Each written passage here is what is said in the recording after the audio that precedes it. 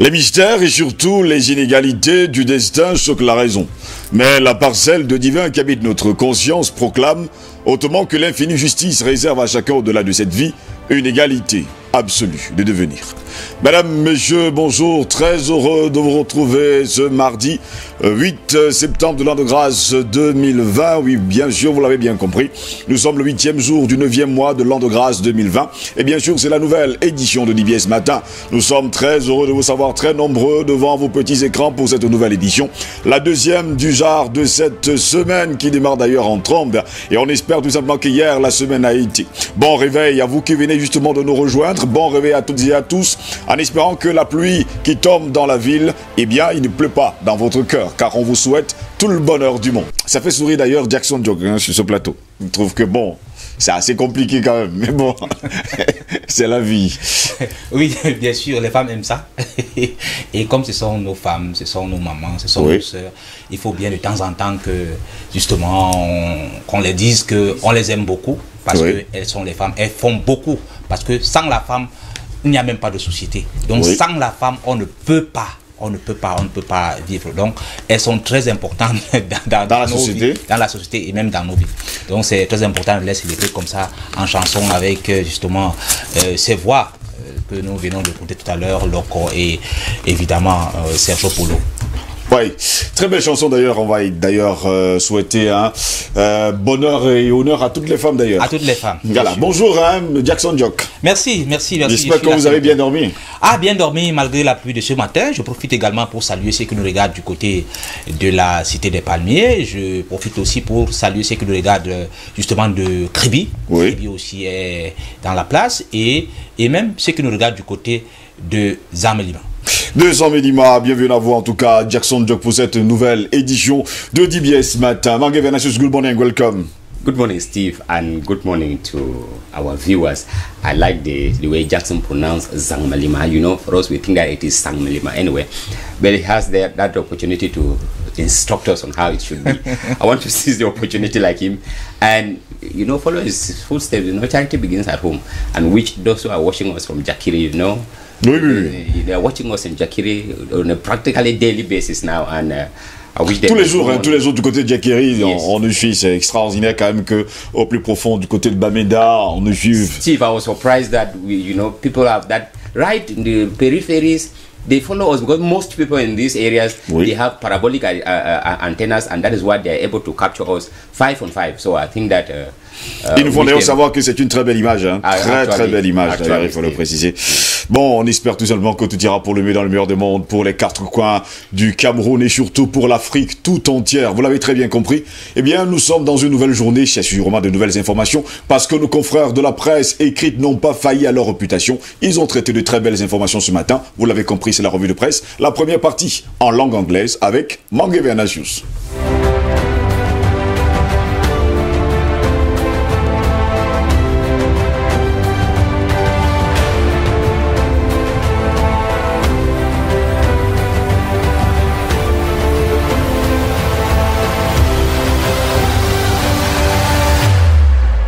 For this second day of the week, Tuesday, the 8th of September 2020, we begin with the Guardian Post newspaper that looks at the Anglophone crisis and the COVID-19 pandemic, telling us of Dion Ngute's unlike Cameroon approach with far-reaching strides.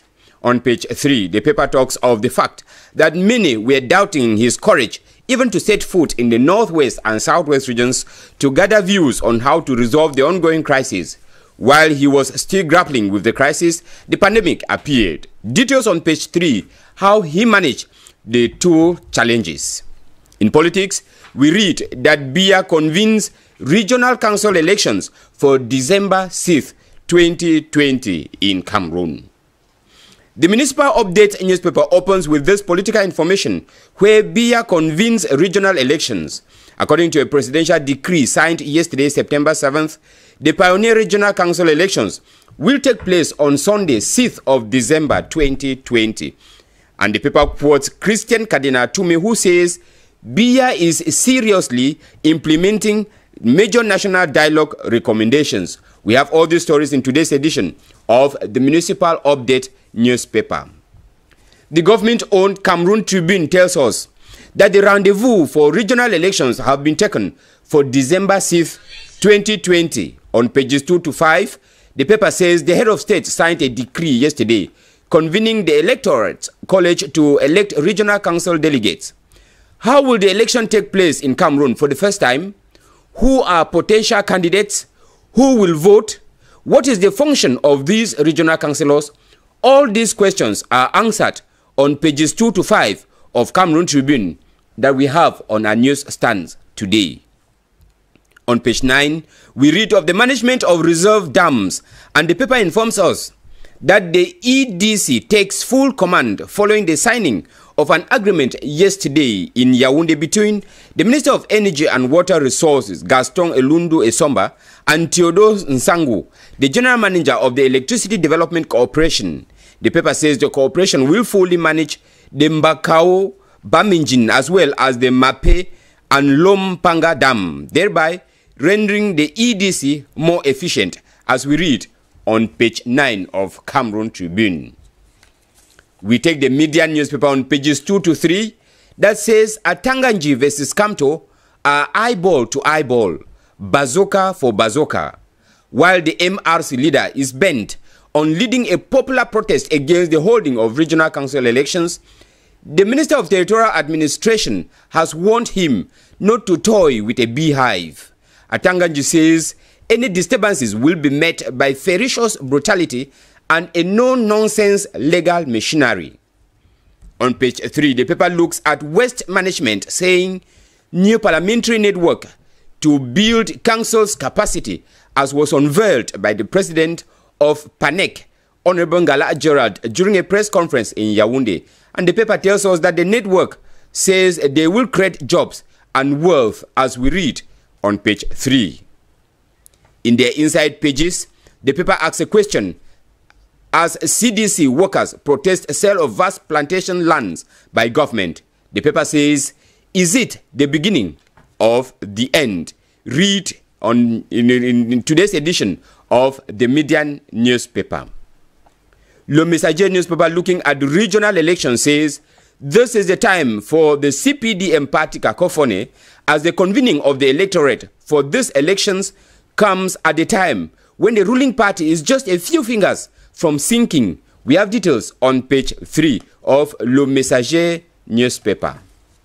Mutation newspaper, on their part, looks at Biya versus Kamto, as the president of the MRC declared 2 weeks ago that the convening of the electorate for regional elections will automatically set into motion the campaign to call for the departure of Paul Biya from power. The head of state did it yesterday by signing a decree to that effect. On pages 8 to 9, the paper wants to know what will happen between now and the 6th of December, the day for elections. Le Jour newspaper, on their part, tells us unequivocally that markets in Yaoundé are very dirty. On pages 2 to 3, the paper carries a report on some markets in the nation's capital city, such as Mokolo, Mfundi, and others. L'Economie newspaper looks at the putting into function the Economic Partnership Accord, saying on page 2 that Cameroon is caught between fiscal losses. We take papers out of Cameroon, and in next door Nigeria, the Vanguard newspaper looks at the fuel pump price and electricity tariff increase, especially at this period when other world leaders are providing palliatives to cushion the effect of COVID-19 pandemic on their citizens. And the paper says the federal government is insensitive to the plight of the ordinary Nigerian, as they have pushed more Nigerians into poverty in the history of that nation. In South Africa, the Sowetan Live newspaper says a Soweto businessman who allegedly shot and killed his wife at their home has died in custody. The 52-year-old man died at the Johannesburg Correctional Center after contracting COVID-19. East of the continent, the Herald newspaper in Zimbabwe says the country is now open to more Russian investment, as President Mnangagwa yesterday commended the excellent bilateral ties between the two countries and called for more Russian investment into the country. The New Times newspaper in Rwanda says, survivors of the National Liberation Front, the NFL attacks, recall atrocities that took place in December 2018. Out of Africa, the Guardian newspaper in Britain looks at Bruxelles' collapsing trust in Prime Minister as revealed in leaked EU document, as diplomatic cables exposed suspicions over UK's intent as Brexit talks resume. But the Commission official holds that these points will not be easy to iron out with just a phone call, as we read in today's edition of the Guardian newspaper in Britain. We end with the Herald newspaper in Scotland that says medicinal cannabis are available on the National Health Service for first time as breakthrough for youngsters with epilepsies as drug gets scored all clear. Steve, these are some of the information that we could have from papers home and abroad this morning. Bon, finalement, on commence à vendre le cannabis un peu partout. C'est ça, du côté de l'Europe. According to what the Herald newspaper is saying in Scotland. Bon, ben, c'est bien. That's what we are saying. C'est le progrès. It is helping youngsters with epilepsies. Ouais, c'est le progrès. Vous savez qu'un peu partout maintenant, du côté de l'Europe, on vend le cannabis, mais un peu partout, il y a même des endroits où on fume. On les appelle les fumoirs. Openly. Voilà, c'est-à-dire que vous allez là-bas, vous entrez, vous prenez le cannabis, c'est normal. And that's why the paper say it is a medicinal breakthrough. Ah, c'est ça qu'on appelle, bon, si vous dites que c'est médicinal. It's an achievement. Ah, c'est ce qu'on dit. Hein. Yeah, that's what the paper is saying, Steve. Continue en tout cas d'aliéner en tout cas les populations. Et là, à ce moment-là, vous lui dites, bon, ok, le cannabis, vous avez un fumoir, vous entrez, vous fumez, vous ressortez, vous en allez, mais c'est le cannabis. Yeah, of course. What we are incriminating people here. Ouais. Out there, it is free. Voilà, là-bas, de ce côté-là, c'est totalement libre et surtout, hein, totalement free, comme vous le dites d'ailleurs. Et moi, la une qui me fait sourire d'ailleurs ce matin, régional, bras de fer entre Kamto et Biya. Il y a vraiment un bras de fer entre Kamto et Biya. According to what the paper is saying. Et là également, on a The Median qui nous dit bazooka for bazooka. Eyeball for eyeball. Eyeball for eyeball. Sinon, les gars, faut être sérieux. Mais bon, on vous a compris.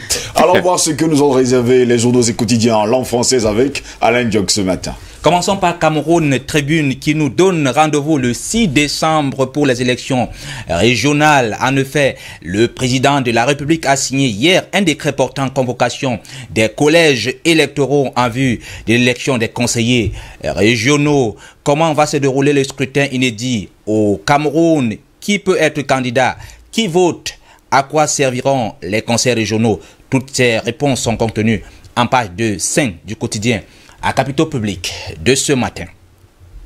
À lire dans les colonnes du même journal Manuel scolaire, les nouveautés de la rentrée.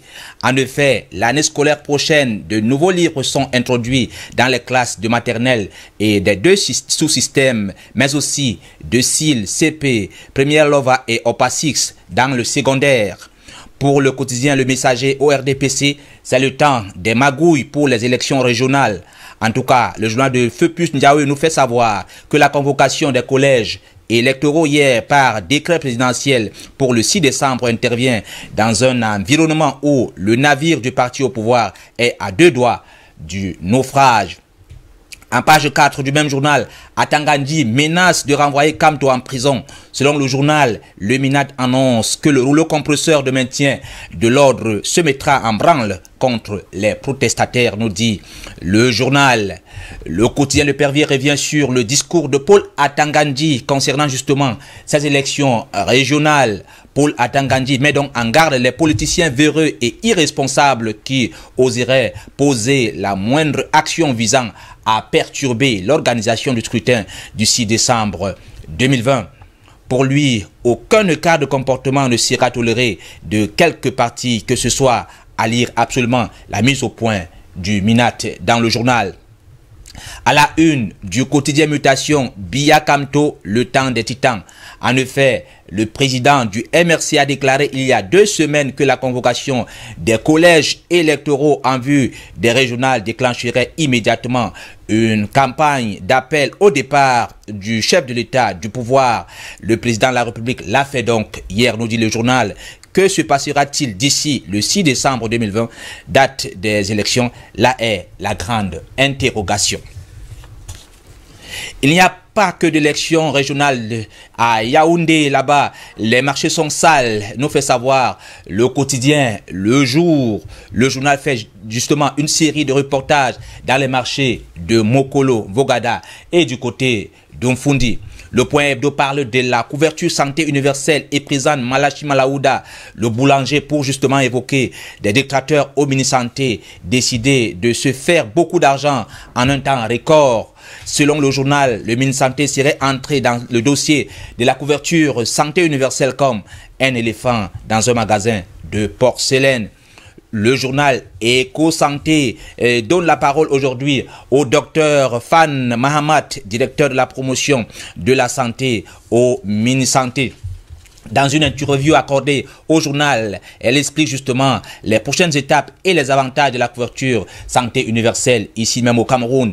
Tenez, selon le docteur Fanny Mahamat, la couverture santé universelle va prendre en charge totalement les soins des patients en attendant justement le vote et la promulgation de la loi sur la couverture santé universelle. Ce mécanisme qui permettra justement aux Camerounais d'avoir accès aux soins de santé sans s'appauvrir pourra démarrer en 2021 avec justement la phase pilote qui va couvrir 60% de la population pour la phase de démarrage. Direction le Gabon avec le journal L'Union qui titre CEEC, encore des promesses face justement à la détresse de nombreux ménages en matière d'accès à l'eau et à l'électricité à travers le pays. La Société d'énergie et de l'eau du Gabon vient donc d'annoncer un plan d'urgence de 11 milliards de francs CFA censé justement, en tout cas qui est censé justement à terme 50 000 foyers en eau et 4 000 clients en électricité, mais échaudés par des multiples promesses et engagements non tenus. Les populations attendent de voir. Au Congo, les dépêches de Brazzaville nous fait savoir à sa grande une que dans la commune de Brazzaville, l'île Bamou vit dans la précarité. Rattaché justement au département de Brazzaville depuis 2011, le district de l'île de Bamou est privé d'accès sociaux de base, nous raconte dans le journal de ce matin. En RD Congo, le courrier de Kinshasa évoque justement les débuts des épreuves d'examen d'État sur l'ensemble du pays. En effet, après le test national de fin d'année primaire et les épreuves préliminaires des examens d'État, place maintenant à l'évaluation définitive devant sanctionner la fin du cycle secondaire. Direction la France avec le journal Le Monde qui parlait justement de la progression exponentielle du virus du côté de la France. Selon le journal, le pays est donc confronté à une hausse préoccupante de la transition du virus sur son territoire, a estimé la santé publique France. C'était dimanche dernier. Terminons par le quotidien sportif. L'équipe qui parlait du football avec la Ligue des Nations France-Croatie à 20h45 heure GMT. 2 ans après justement la finale de la Coupe du Monde, 4-2, les Bleus retrouvent justement la Croatie. Ils auront besoin justement d'un Griezmann plus tranchant qu'en Suède samedi dernier. Voilà Steve, les différents sujets traités par la presse ce matin. Le reste c'est en kiosque ou chez votre marchand de journaux. Il faut toujours le rappeler que le reste est en kiosque ou encore sur votre marchand de journaux. J'espère seulement que lors de cette Ligue des Nations, il y a également le Cameroun ou alors il y a le Cameroun Non, le Cameroun ne prend pas part à cette Ligue des Nations. Ah, c'est bon. La Ligue des Nations, c'est pour qui? Ah oui, c'est là-bas pour les nations européennes. Bon, Israël est devenu une nation européenne? Oui, même si Israël, vous savez qu'il y a toujours, dans toutes les compétitions... Je m'interroge juste... Oui, dans toutes les compétitions, il y a toujours des invités. Hein. Parce qu'à un moment donné, j'ai l'impression que quand on parle de la Coupe d'Europe, il y a Israël. Bon, si Israël est devenu un pays européen, il y a toujours des je suis invités. très embarrassé. Dans plusieurs compétitions, on invite souvent. On connaît qui est le maître du monde, ne vous inquiétez pas. Ah oui. Si vous nous dites déjà que Israël fait partie de l'Europe et que Israël peut participer à la Ligue des Nations, eh ben... Oui, je vous ai dit que oui, dans certaines compétitions, on invite justement certains pays. Oh, et je pense que c'est le cas d'Israël. Oh, je ne dis pas ceux qui sont invités, ils participent. Ils ne sont pas invités. Oui, c'est pour ça qu'ils sont en train de participer, parce qu'ils ont été invités. Mangue Benachous de Média nous dit bazooka for bazooka, eyeball to eyeball. Actually, Steve, when I read the headline of the Media newspaper, I was laughing because, you know, I was looking at it from the position of the Minister of Territorial Administration. You know, that is his role. His role is to maintain. In some countries, they refer to his ministry as the minister, in charge of the interior affairs. You know, so he takes care of what happens in Cameroon globally. So the question of maintaining peace and order is his responsibility. And when we are talking of elections, remember like what another newspaper, that's Mutation newspaper, was saying just about 2 weeks ago. Kamto was saying that there should be no regional elections in Cameroon, and if they are convened, they are going to lead a popular uprising to make sure, the campaign to make sure that they send Biya out of away from power. I think the Minister of Territorial Administration is just within the scope of his ministry to make sure that peace reign in Cameroon before, during, and after the elections, and that is why he is threatening. Remember, this minister, that's why they call him is infatigable, because he was just coming back from the far north region and had a press conference yesterday to tell Cameroonians, those who are planning to interrupt, to disturb the December 6th elections, that they are going to meet with ferocious brutality, which means he is not mixing words. He wants to be clear. Non, il n'a pas mâché ses mots. Yes, he wants to be clear that you will meet with uncalled for force, brutality from the forces of law and order, because they are putting in place to make sure that no one disturbs the election. And I think that's why the paper is saying he is looking at Kamto. Pourtant, dans les colonnes de Guardian pour ce matin, le cardinal Toumi est plus d'accord en déclarant au fort que c'est justement le grand dialogue national, c'est les éléments qui faisaient partie those are the recommendations of the major national dialogue. Pour le cardinal Christian Toumi, c'est une bonne nouvelle d'ailleurs. Of course, the head of state is seriously, gradually putting into place the recommendations of the major national dialogue. Those are, according to Cardinal Toumi, those are what the dialogue participants came out with, and the head of state is gradually implementing them. So I think that, according to Cardinal Toumi, that is a positive move towards resolving the ongoing crisis. Finalement, on a convoqué le corps électoral pour le 6 décembre prochain.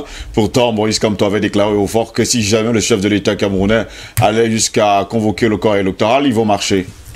Ils vont marcher. Mais attendons de voir, parce qu'on a convoqué ça, attendons de voir intervalle. Non, il a dit que si on convoquait déjà, il faut bien que je voie les mots. Oui, c'est pour ça que je dis que regardons l'intervalle. Combien de marches déjà ont déjà été bon? Ça, je n'en sais rien. Mais ouvrons l'intervalle d'hier jusqu'à l'infini. Jusqu'à l'infini. Mais avant de répondre à votre préoccupation, je voudrais d'abord dire quelque chose, parce que beaucoup de gens m'ont écrit. Je voudrais dire que leur répondre en leur disant que rien n'est possible. Mais rien n'est vraiment vivable sans le développement de toutes les capacités de la critique, de l'argumentation et de la démonstration. La raison n'a rien au-dessus d'elle, sur à quoi elle ne devrait se soumettre à aucun titre.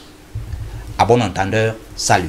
Maintenant, je voudrais revenir pour répondre à votre préoccupation. Jock, il est en train de... Je voudrais répondre à votre préoccupation. Oh, le combat.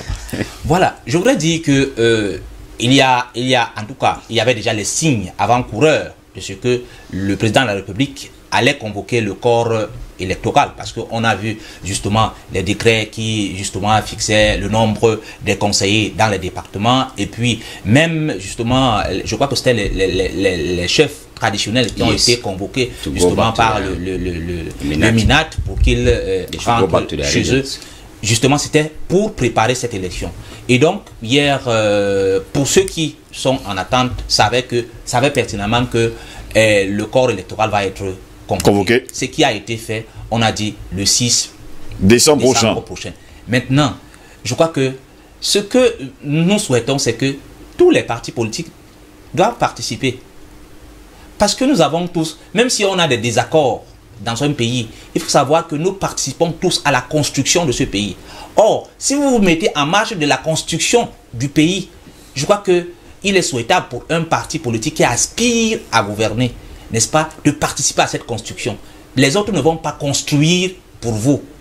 Donc, il faut que nous tous, même si on ne s'entend pas sur un certain nombre de choses, revenir à la raison. J'ai déjà vu certains partis politiques sur Facebook qui ont déclaré haut et fort qu'ils vont participer à cette élection. Il y en a d'autres jusqu'à présent, on ne connaît pas encore leur position. Mais on exhorte, parce que c'est aussi notre droit. N'oublions pas que les médias sont les appareils idéologiques de l'État. C'est-à-dire que les médias ne sont pas seulement là pour essayer de contenter quelques-uns, mais c'est aussi pour dire on participe, on a une mission d'éducation, on éduque. Il y a une question que j'ai besoin de vous dire, Alain Diop, ce matin. Il y a une chose que j'aime souvent dire à plusieurs personnes d'ailleurs, hein, et ceux qui nous écoutent tous les jours. Que va-t-on dire de vous dans 20 ans? Ah oui, c'est ça la grande... Et l'une des choses que la majeure partie des gens ne se posent pas, c'est la meilleure des questions qui ne se posent pas, c'est la grande interrogation d'ailleurs. Qu'est-ce que mes enfants diront de moi? Qu'est-ce que mes descendants diront de moi? Qu'est-ce que les Camerounais diront de moi dans 20 ans? Steve, yesterday... Diront-ils que... Qu'est-ce qu'on va retenir de ma vie sur la terre? What will history talk about? Mais j'ai l'impression que certaines personnes veulent passer inaperçues. Steve, et à la place d'écrire l'histoire, leur histoire est nulle et sans effet. En tout cas, ils vont entrer dans la poubelle de l'histoire. Oui. Steve, yesterday we were talking about the crisis that Cameroon is going through, and we were saying that every right-thinking Cameroonian should look at, it is not the time to say that I want to. If they give you this Cameroon, the state at which it is, you may not be able to handle it.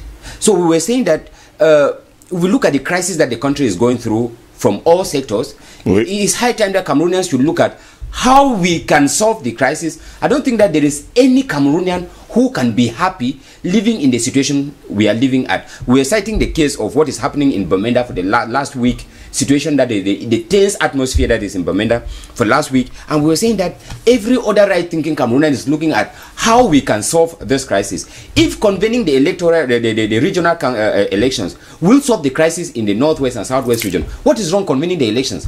Every Cameroonian wants to see Cameroon living in peace. I don't think even if they give you a Cameroon to rule and the Cameroon is in chaos, Cameroon is in disorder, I doubt how they will rule. Absolutely. And I think that any party that stands as a political party, what is in their in their mind is how do we construct a peaceful Cameroon? It is not constructing a Cameroon in disorder. It's not constructing a Cameroon in crisis. Whichever party that takes over in Cameroon. So I think that it should be the concern of every party. Steve, I was listening to one politician who was of the opinion that every political party, that in a normal situation, if you are a political party and you don't participate in the political life of the country, you should not exist as a political party. Because I think that some of these political parties are just there just to criticize. When it comes to election, if you don't participate in presidential election, you don't participate in parliamentary election, you don't participate in a municipal election, what are you there as a political party? What do you want to stand for? How do you want to rule the country if you don't participate in election? Do you want that they should just say, okay, tomorrow you are the leader of this country? Are we in a monarchy or a dictatorial regime? So I think that it's high time these politicians should learn that whoever is taking over in Cameroon is for the good of the country. And Cameroon cannot progress. You cannot lead Cameroon in chaos, in crisis. Vous avez totalement raison, et puis en plus il faut également faire savoir à nos téléspectateurs que le pays nous appartient à tous, hein, et chacun a sa part de responsabilité, chacun a également un travail à faire pour le développement de ce pays, pour l'éclosion, pour la solidarité, pour que justement tous ensemble nous puissions voir notre pays justement briller comme un soleil. Et pendant ce temps, messieurs, on nous parle de nouveaux manuels scolaires pour la prochaine année scolaire, à partir du 5 octobre prochain. Oui, ça devient, je dirais pas embêtant, mais tout de même, parce que ça devient embêtant avec chaque année. Vous trouvez que c'est pas embêtant que chaque année on ait de nouveaux manuels scolaires? C'est ce que je dis, je cherchais justement... Pourtant, on nous a promis, il y a encore, je pense, 2 ans aujourd'hui, qu'il y aura des manuels scolaires qui vont durer pour 6 ans, et que, bon, les parents pourront justement remettre ces manuels scolaires à leurs enfants. Justement, je cherchais simplement un mot pour essayer d'habiller ça, parce qu'à un moment... Non, il ne faut pas habiller ça, c'est très mal, c'est mauvais. C'est très mal, c'est très mal. On ne peut pas quitter d'une promesse à rien du tout. À rien du tout. Donc, je pense qu'il faudrait que les gens comprennent. Et puis, vous voyez le contexte dans lequel nous vivons. Un contexte de précarité avec justement ce qu'on appelle la maladie à coronavirus. Les gens n'ont pas de moyens. Et on y ajoute à cela maintenant... De nouveaux manuels scolaires. De nouveaux manuels scolaires. Comment on fait? Comment on fait? Et sans vous couper, hein, Jackson Doc, je tiens à vous rappeler d'ailleurs que j'ai allé à l'école de mes enfants ces jours-ci et je me suis rendu compte que la scolarité... It's been increased. Oui, actuellement au niveau du secondaire. Au niveau du secondaire, on ne comprend absolument rien. Et je parlais j'ai situé tout à l'heure le contexte. Il faut que les gens comprennent parce que ce sont des petites choses comme ça qui font à ce que beaucoup de choses se réalisent. Je voudrais avaler des mots ce matin pour que les gens comprennent que il y a des moments où on doit justement revenir à la raison et comprendre qu'il y a certains contextes qui ne sied pas avec certaines choses. Par exemple, l'augmentation des frais de scolarité au niveau du lycée, des lycées, ce collège. Donc il faut que vraiment ça se... Nous sommes dans un contexte où personne n'a absolument rien. Qui a fait quelque chose entre-temps?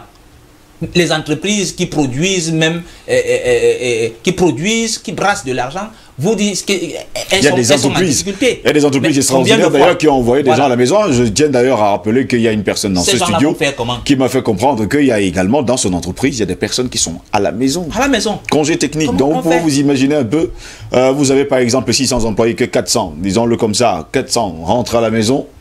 Depuis le mois de mars dernier, vous vivez comment? Entre-temps, ils ont des enfants, ils ont des femmes, ils ont des familles. Payer le loyer. Il faut payer le loyer. Il faut maintenant envoyer les enfants à l'école. Et maintenant, l'école également. Au niveau de l'école, un gros problème. Il y a un autre gros problème, c'est-à-dire que l'augmentation des frais de scolarité. Hier également, aussi, vous parliez des tomates. Les manuels scolaires. Il y a encore quelques temps, on disait, oh, la tomate est moins chère sur le marché. Et là, hier vous nous avez fait comprendre que... the basket of tomato from 2,000 to 17,000 francs. From 2,000 to 17,000 francs. That is approximately more than... Donc on est quitté de 2 000 à 17 000 francs CFA pour un casier de tomates. Yes, actually. Tout ça pourquoi? Parce que maintenant la tomate va au Gabon.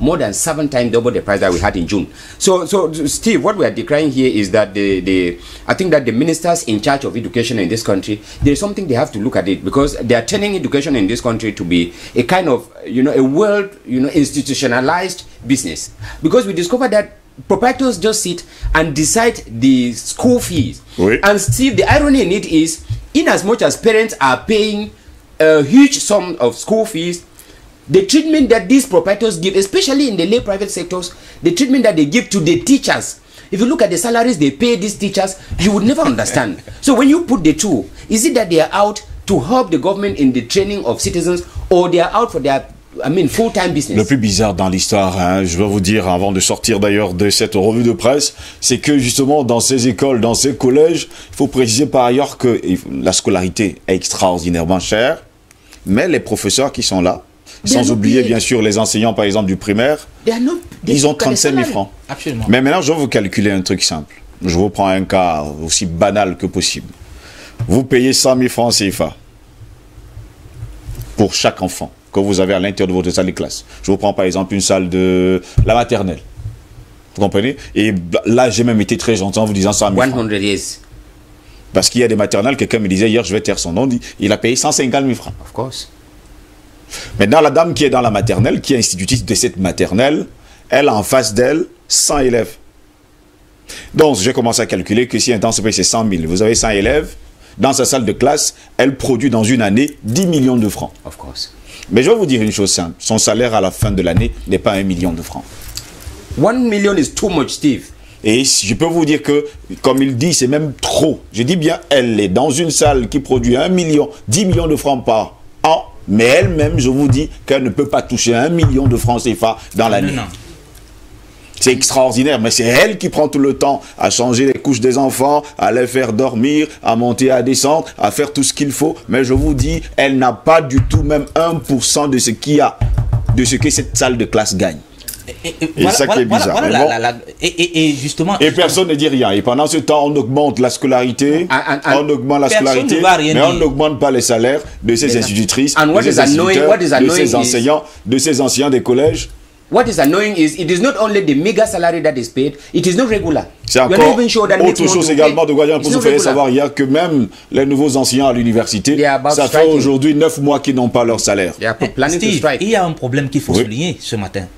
Mais c'est parce que l'État a laissé le comptoir aux commerçants.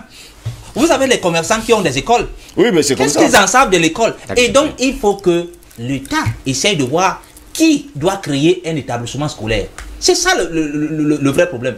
Parce que si vous êtes enseignant, je vous assure que si vous êtes peut-être enseignant, vous prendrez peut-être cela avec... The management of your staff. Mais si vous êtes un commerçant, et en même temps, n'oublions pas que l'État donne également des subventions à ces établissements scolaires.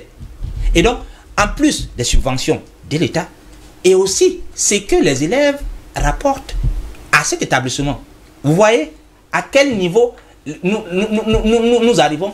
C'est un délitement moral qui ne dit pas son nom. Et pendant ce temps, je vous rappelle également que le 5 octobre prochain, c'est la journée internationale de l'enseignant, c'est ça? De l'enseignant. Et là, en ce moment-là, vous allez voir dans les tenues, qu'est-ce qu'on va faire? On va fêter quoi ce jour-là? Je pense que c'est également jour de rentrée. Yes, it is a resumption day. It's an opening day. C'est quand même bizarre. Messieurs, je vous dis merci d'avoir été là ce matin, hein, en espérant que nos invités vont arriver. Il y a d'ailleurs un invité dans ce studio ce matin, peut-être va se battre seul. Hein.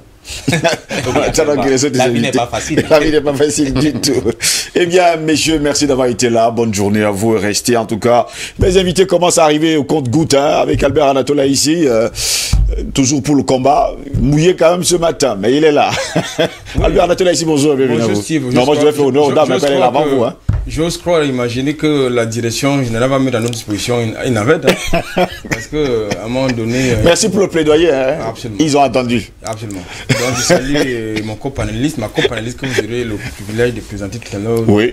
Je salue tous les fans clubs de la DBS, des DBS de la matinale. Eh bien, mon coup de gueule de ce matin, eh bien que plusieurs milliards aient été dépensés dans le cadre de la construction des chantiers de la Cannes, beaucoup de sous-traitants ne sont pas encore payés. Et ceci a pour conséquence que les manœuvres qu'employaient ces sous-traitants, eux aussi, ne sont pas encore payés. Leurs droits sociaux ne sont pas payés. Je pense qu'il faut que le gouvernement se penche sur ces cas. Et j'espère que le gouvernement va se pencher justement sur ce cas de ces manœuvres qui ont besoin de leur argent. Eux aussi, ils ont besoin de vivre, et sans oublier, il faut le dire, hein, ces entreprises de sous-traitance qui, elles également, ont besoin d'avoir de l'argent. Marie Queen Douala, bonjour, bienvenue à vous. Bonjour Steve, bonjour à tous les abonnés de DBS Matin. Bonjour aux membres et sympathisants d'Annou le Cameroun, dont je suis la secrétaire générale. Et un bonjour spécial à mon fils qui a obtenu le BTS. Ah, félicitations.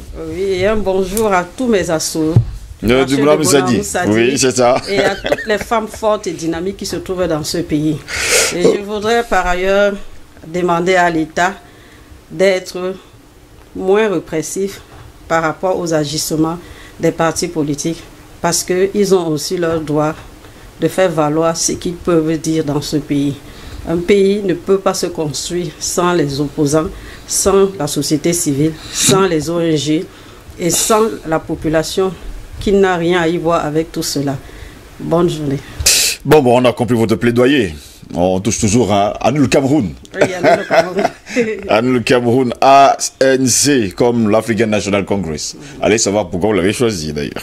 Messieurs, permettez-moi de lire les messages avant d'entrer justement dans le débat. Et on attend également que d'autres invités arrivent. Bonjour DBS TV Matin. Bonjour Monsieur Ngos, que tout votre panel reçoive mon bonjour. La jalousie provient de l'incapacité car celui qui veut te nuire se sent inférieur à toi. La procréation est une grâce de Dieu vivant alors que le président Macron reste en France avec ses projets. Merci mon président Badakani pour tous ces brillants enseignements que vous nous apportez. Bon début de semaine, c'est épouse Nguessé depuis Douala. Bonjour le plateau, merci mon président, j'ai aimé votre réaction mais ça ne suffit pas, il faut davantage chercher des mots plus forts. Bensouda est une dame criminelle, je suis désolé. Koumou Papa depuis le Togo. Bonjour, très bon titre mais un mauvais choix de panéliste aurait été plus édifiant dans la mesure où des enseignants en droit international auraient été le plus mieux édifiés. Les téléspectateurs, seuls les politiciens ne peuvent édifier normalement Ndioto, Nonguiné, Cabrel, non, Nonigué, Cabrel, c'est ce qu'il nous a écrit d'ailleurs ce matin. Bonjour le panel Courage, président Badakani, souvenez-vous de l'ouvrage de Pierre Lanard. Qui dominera le monde, c'est le titre de l'ouvrage. Cet ouvrage explique la réalisation des prophéties bibliques. Macron joue le rôle du diable, le fils de l'homme est le seul qui dominera le monde. Moulium Emmanuel depuis Bomono Bambenge. C'est bien sûr, c'est celui qui nous a écrit. Bonne journée également à vous. Bonjour DBS, c'est Latifou Moula depuis Sodoké au Togo. Longue vie à vous tous, je vous adore. L'Afrique a besoin des hommes forts, dont des soldats patriotes, nationalistes, panafricanistes et politiquement bien aguerris. L'idée selon laquelle les militaires ne soient pas au pouvoir vient de qui? C'est de la France. Mes frères, si toute la patrie francophone de l'Afrique ont des soldats patriotes au pouvoir, c'en est fini pour la France, cet état démoniaque. Merci à vous mes frères et bonne journée. Et bien sûr, hier, il nous a également écrit Latifou Mola depuis Sodoko Togo, à mon avis, la guerre entre Fatou Bensouda et les États-Unis est une guerre entre deux diables nuisibles au bien-être de l'Afrique. Dans cette guerre, seul Dieu peut intervenir et l'Afrique ne peut que rigoler. Merci à vous mes frères et surtout, bonne suite dans votre émission. Bonjour Steve et à toutes ton panel, Gabriel Mekontu, depuis Yaoundé, allez de l'avant, vous êtes les lions indomptables du micro et montrez bien aux yeux des vrais Camerounais, il faut le dire, hein, votre patriotisme avéré continue de faire votre boulot, qui est celui d'informer le peuple sans parti pris. Vous êtes l'étoile montante et prenez du galon tous les jours. Je pense que nous devons juste nous tenir prêts pour rejeter tout ce que les Illuminati veulent nous imposer. Ils n'ont qu'à le pratiquer chez eux et pas en Afrique. Il faut arrêter cette Bensouda pour les crimes en Côte d'Ivoire, car elle ne paye que le prix de ce qu'elle mérite. La rébellion finit toujours par dévorer ses propres enfants. Bonjour Monsieur Steve, les analyses de ton collègue qui fait la revue de presse, il faut qu'on soit pertinent, car il faut qu'il porte son chapeau, le RDPC, une fois.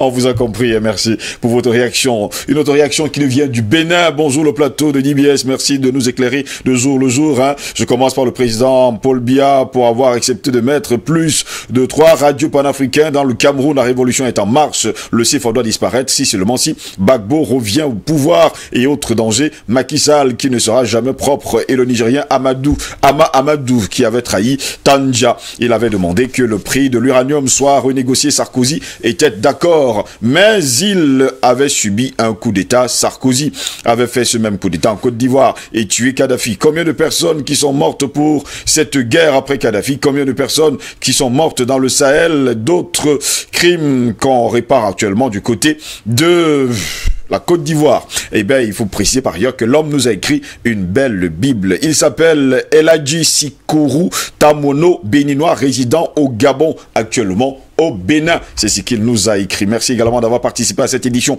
Un autre béninois qui nous écrit, mais qui n'a pas laissé son nom. On espère tout simplement qu'on va l'avoir. Hein. Bonjour également à vous. Bon, là encore, c'est un autre message. Hein. Toujours les messages d'hier. Bonjour la télé. Bonjour également à vous. Bonjour, la solution passe par le changement du programme scolaire des pays africains. Et c'est le vrai premier pas. Nicolas Mvondo, depuis Abidjan, en Côte d'Ivoire. Ils sont nombreux à nous écrire, hein, de la Côte d'Ivoire, du Togo, du Bénin, de la République de Madagascar, Antananarivo, de Douala ici au Cameroun, à Yaoundé, et bien sûr d'autres pays comme le Niger, voilà, le Niger, et sans oublier bien sûr d'autres pays de l'Afrique de l'Ouest. Messieurs, puisque vous êtes là, commençons le débat.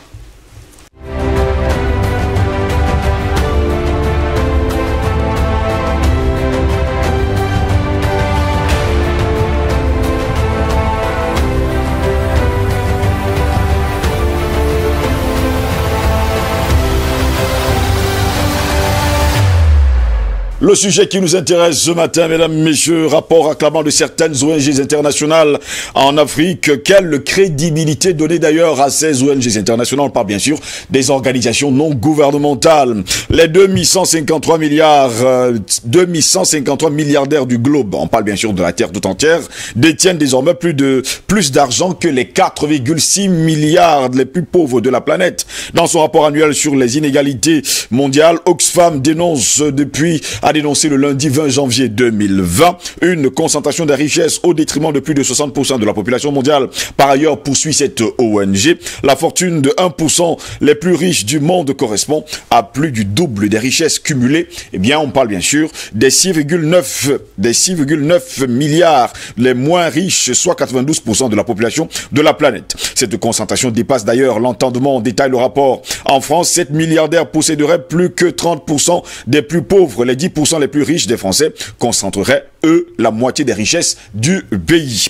Eh bien, au Cameroun, aujourd'hui, on en parle également, le gouvernement a accusé des ONG d'avoir perçu plus de 5 milliards de francs CFA. Mais, autre chose également, quand on sait pertinemment que ces grandes ONG, dont la première, la plus riche d'ailleurs, c'est Melinda et Bill Gates, elles pèsent 5,5 milliards de francs CFA, le double du chiffre, il faut le dire, du budget de l'Organisation mondiale de la santé. Quelle crédibilité donner justement à toutes ces ONG qui viennent justement accuser les pays africains, il faut le dire, de corruption, de crimes de guerre, de crimes contre l'humanité, de famine et tout ce qui va avec. Quelle crédibilité donner justement à toutes ces ONG internationales? Je me tourne vers Albert Anatole ici ce matin.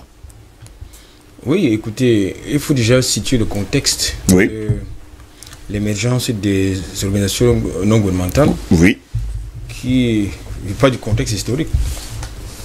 Nous sommes dans les années 90, parce qu'il ne faut pas confondre justement ces ONG qui qui sont les satellites de l'Organisation des Nations Unies, notamment le CICR, qui, n'est-ce pas, œuvre pour, dans le soutien des prisonniers de guerre. Et bien évidemment, la Croix-Rouge, qui s'occupe, n'est-ce pas, de la prise en charge au niveau justement des blessés et des victimes de guerre ou de catastrophes. Oui. Donc, ces deux-là, nous connaissons leurs actions humanitaires. Mais par contre, vous avez d'autres floraisons d'ONG qui, dans le contexte, n'est-ce pas, de mutualisme et surtout de chamboulements politiques internationaux, eh bien, ont émergé. Vous avez, dans ce siège, vous avez Action contre la faim, vous avez Amnesty International, vous avez Human Rights Watch, vous avez Transparency International, vous avez Médecins du Monde, Médecins Sans Frontières, etc. J'en oublie certainement. Donc, voilà un peu le contexte. Maintenant, est-ce que ces ONG, qui pour la plupart avaient deux vocations, la première vocation, c'était justement l'action humanitaire. La seconde vocation, c'était le plaidoyer en vue des aides publiques, des aides publiques, de la coopération internationale au développement, si vous voulez.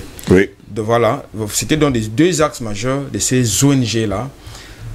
Bon, malheureusement, leur action humanitaire a été dévoyée selon le principe, dites-moi qui vous finance et je vous dirai qui vous êtes. Qui vous êtes. Oui. Eh bien, malheureusement, dans le contexte justement du pluralisme politique dans les années 90, nous avons vu donc une floraison dans ces ONG qui, justement, se sont appropriés pour, disons, ce qu'ils appellent là-bas la défense des libertés et des droits, du respect des droits de l'homme. Voilà. Donc, je crois que c'est là où tout est parti, parce qu'aujourd'hui, nous constatons justement qu'il y a beaucoup de ces ONG qui ne sont véritablement pas indépendantes, parce que logiquement, une ONG, ça devrait être une organisation indépendante, je dis bien indépendante, qui n'est pas inféodée par, n'est-ce pas, des politiques, notamment des financiers occultes ou bien des gouvernements occidentaux notamment. Donc malheureusement, justement, ces gouvernements, ils utilisent la plupart de ces ONG, notamment sur le continent africain, soit pour des actions de déstabilisation, soit des actions d'espionnage, sous le couvert d'actions humanitaires et d'aide et de développement. Donc c'est de ce qu'il s'agit. Maintenant, je voudrais donc prendre le cas, les cas que nous connaissons très bien, notamment Human Rights Watch. Nous connaissons également Transparency International, qui beaucoup plus s'occupait, a la vocation de s'occuper des questions de gouvernance, notamment. Oui. Vous avez Human Rights Watch qui s'occupe justement des questions de protection des libertés. Donc voilà les deux axes majeurs. Maintenant, vous avez de l'autre côté Amnesty International, et nous savons tous quelle est quelle action pernicieuse cette Amnesty International a eu à commettre sur le continent africain. Il vous souvient que la chute, n'est-ce pas, de l'ancien président de la République centrafricaine, en son temps, c'était, je crois, Bokassa, oui. Et le fait, justement, d'Amnesty International. Nous connaissons également, il vous souvient, de ces actions pernicieuses, notamment de Human Rights Watch et d'Amnesty International du côté de la Somalie et du côté de l'Éthiopie. Donc, finalement, justement, sur la camisole, n'est-ce pas, d'action humanitaire, il y a eu d'autres choses qui ont été faites. Dans le Cameroun, au Cameroun, dans le contexte notamment de la crise anglophone, nous avons vu une ONG, Médecins Sans Frontières, pour ne pas la nommer, justement prendre fait cause pour les séparatistes, justement en les protégeant, quelquefois en mettant à leur disposition sa logistique. Est-ce qu'il y a une crédibilité? Je crois qu'il faut d'abord comprendre que la notion de l'ONG, organisation non gouvernementale, ça renvoie à quoi? Parce que pour bien comprendre cela, il faut déjà comprendre ce que c'est que ces organisations. Une organisation non gouvernementale, il faut bien préciser. Voilà, parce qu'on a tendance à croire qu'une organisation non gouvernementale, c'est la société civile. On a tendance à croire qu'une ONG, c'est une association caritative et humanitaire. Donc, il y a franchement un manque de lisibilité et de visibilité justement, par rapport justement à leur statut, à leur statut qu'il faut absolument donner aux ONG. Et je crois que même les plus grandes analyses n'arrivent pas véritablement à donner un véritable visage au statut des ONG. Maintenant, vous avez, dans le contexte camerounais, il y a donc une multitude d'ONG qui sont nées et qui sont financées justement pour faire le bashing, pour dénoncer la malgouvernance, la corruption, la violation des droits de l'homme, pour dire que Yaoundé c'est la dictature, c'est un régime dictatorial. Ben, nous en connaissons, nous avons par exemple le REDAC, ils sont nombreux comme ça. Sur le triangle national camerounais. Voilà. Bon, donc la plus en vue, c'est le REDAC.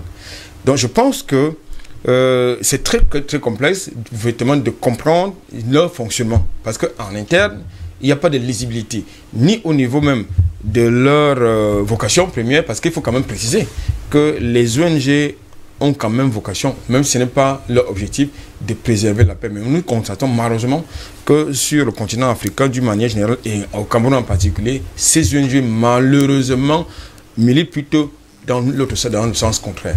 Merci en tout cas pour cette première prise de parole. Permettez-moi de dire bonjour à Patient Parfum d'Homme qui nous a rejoint sur ce plateau ce matin. Bonjour Patient Parfum d'Homme et bienvenue à vous. Bonjour Steve, bonjour à l'homme au triple A, c'est une marque déposée désormais. Bonjour à Madame Queen, très heureux d'être de nouveau sur ce plateau avec vous et bonjour à tous nos nombreux téléspectateurs à travers le continent et même le monde. Et merci pour cette énième invitation. Très heureux de vous avoir sur notre plateau ce matin. On sait qu'il pleut dans la ville, hein, mais j'espère qu'il n'a pas plu dans votre cœur. Hein. Oh non, la preuve, je suis là. Maridou, justement, on a une grande interrogation. Quand on parle d'organisation non gouvernementale, ça signifie que les États ne doivent pas participer dans le financement de ces organisations. Mais on voit le contraire plutôt. Les organismes non gouvernementaux sont importants dans toutes les sociétés. Oui. Parce qu'elles permettent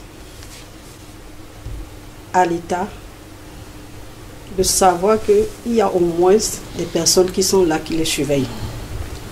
Bien que les organismes internationaux sont là, non gouvernementaux sont là pour surveiller l'État, ils ont aussi un autre rôle à jouer de préserver la paix au sein des États.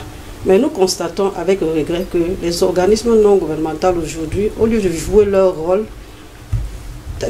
activent plutôt la haine au sein de la société.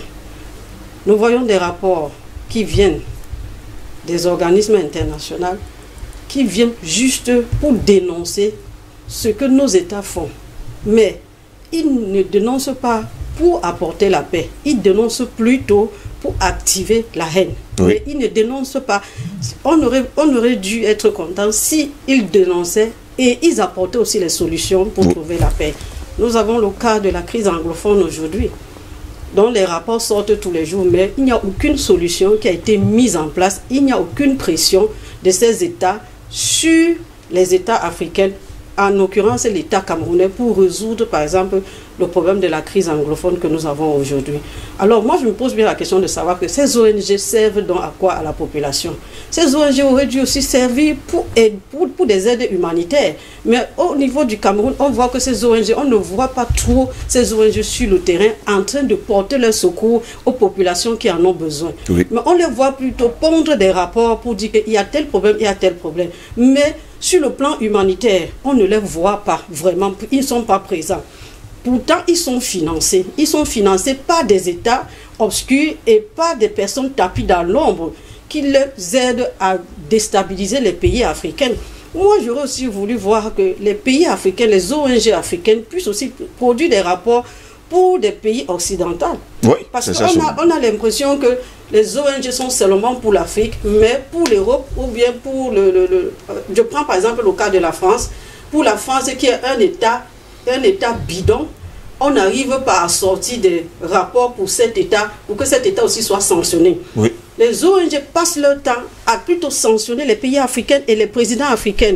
Qu'en est-il des autres présidents des pays occidentaux? On ne sait pas. Alors, moi, je voudrais attirer l'attention de ceux qui travaillent pour les organismes non gouvernementaux qui sont au pays, de produire aussi des rapports contre ces pays européens, qui ne produisent pas seulement des rapports contre les pays africains et contre nos présidents.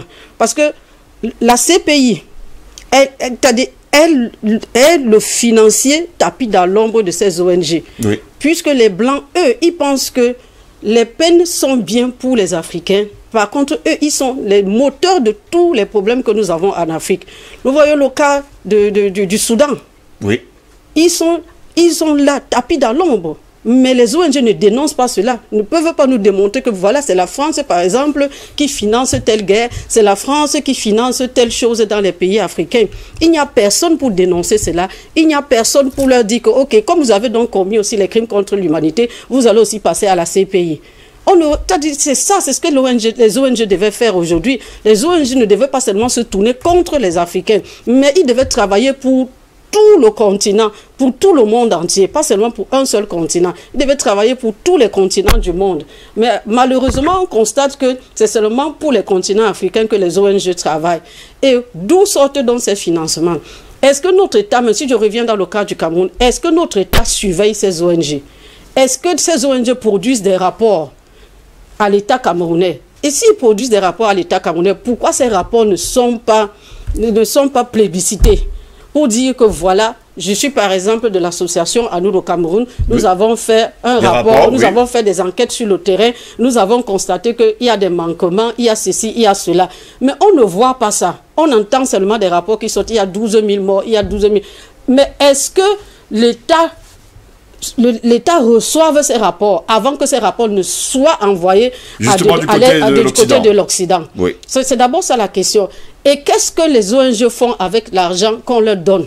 Est-ce qu'ils aident d'abord la population avec cet argent? Qu'est-ce qu'ils font de cet argent? Parce que cet argent, moi je ne vois pas que ces gens travaillent sur le terrain avec. Ils s'enrichissent. Ils s'asseyent dans les bureaux et un matin ils commencent à crier pour dire que oh, on a tué telle personne en Gabou, on a tué telle personne là-bas. Mais on a donc tué ces personnes. Où est donc la solution? Après avoir pondu ces rapports, qu'est-ce que ces organismes-là font pour faire pression aux États qui sied à ces problèmes? C'est ça le problématique. Oui, justement. Merci beaucoup pour cette première prise de parole.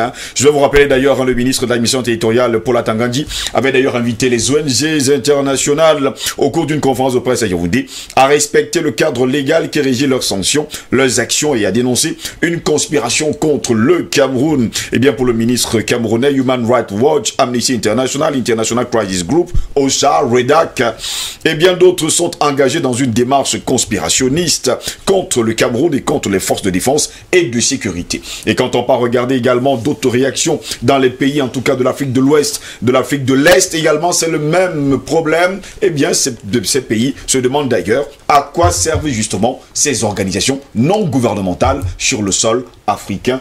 Patient Pafendo.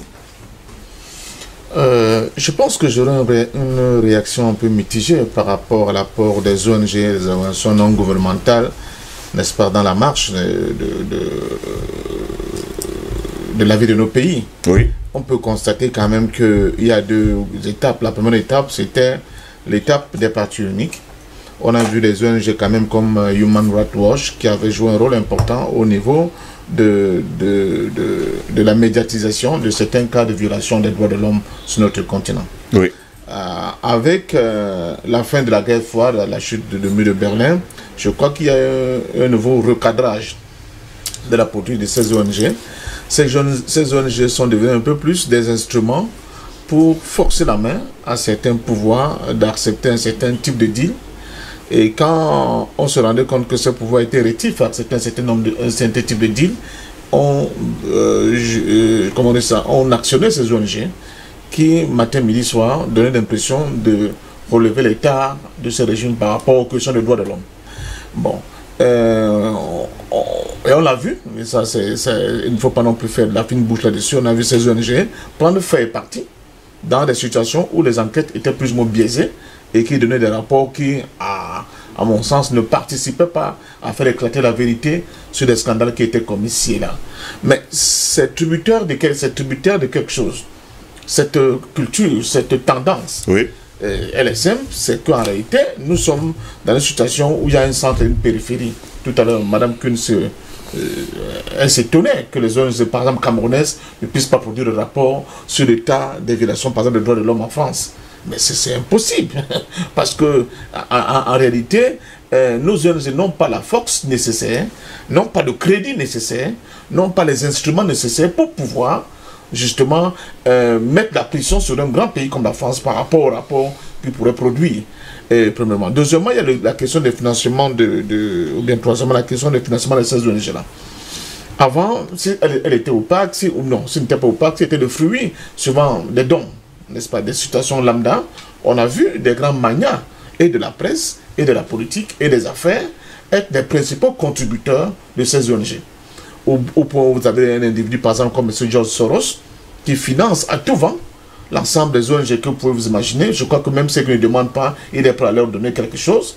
Et quand vous avez un gros contributeur de la trempe d'un individu comme Soros. George Soros ou encore Bill Gates. Alors, oui. Ou alors la famille Carnegie. Forcément, ils orientent, que vous le voulez ou non, n'est-ce pas, votre activité.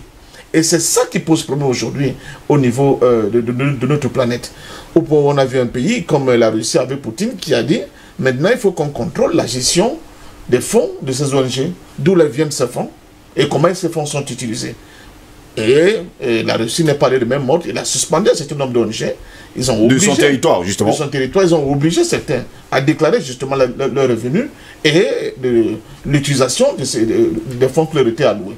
Bon, c'est un autre type de contrôle. On peut aussi penser que c'est dans un type de gouvernement extrêmement fort, rigide, qui oblige justement cet état de choses à pouvoir avoir lieu. Mais dans le cas de nos pays, qui sont les pays de la périphérie, je reviens au terme cher à Samir Amin, quelle est la puissance que nos États ont pour donner des injonctions à ces jeunes de se comporter d'une certaine manière? C'est là le nœud du problème.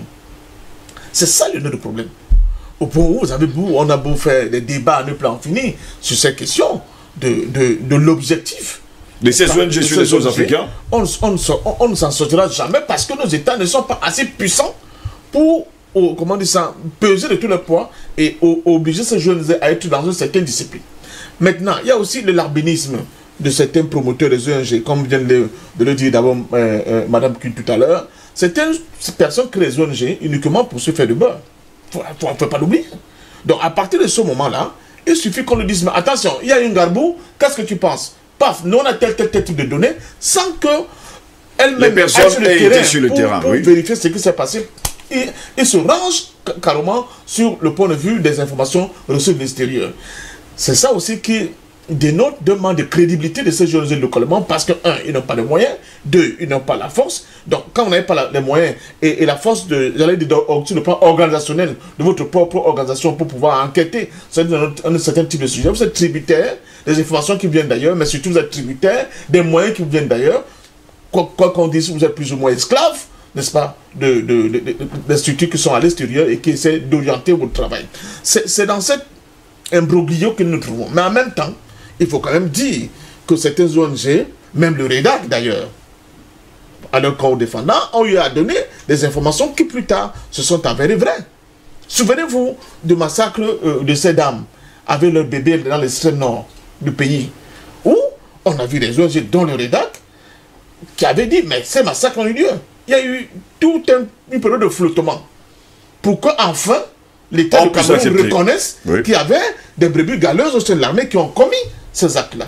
Vous voyez. Donc, ces ONG aussi viennent pallier, et j'allais dire pas un manquement, mais un retard du point de vue de l'information que souvent les structures de l'État tardent à donner et donnent la possibilité à ces ONG-là de s'engouffrer dans cette période de latence-là, dans cette période de latence pour pouvoir développer un certain type de communication qui sont souvent néfastes pour nos propres États. Donc, il faut que l'État, si l'État veut diminuer la force de ces ONG, d'abord j'ai dit que sur le plan des pressions, du point de vue de lobbying, l'État n'a pas les moyens.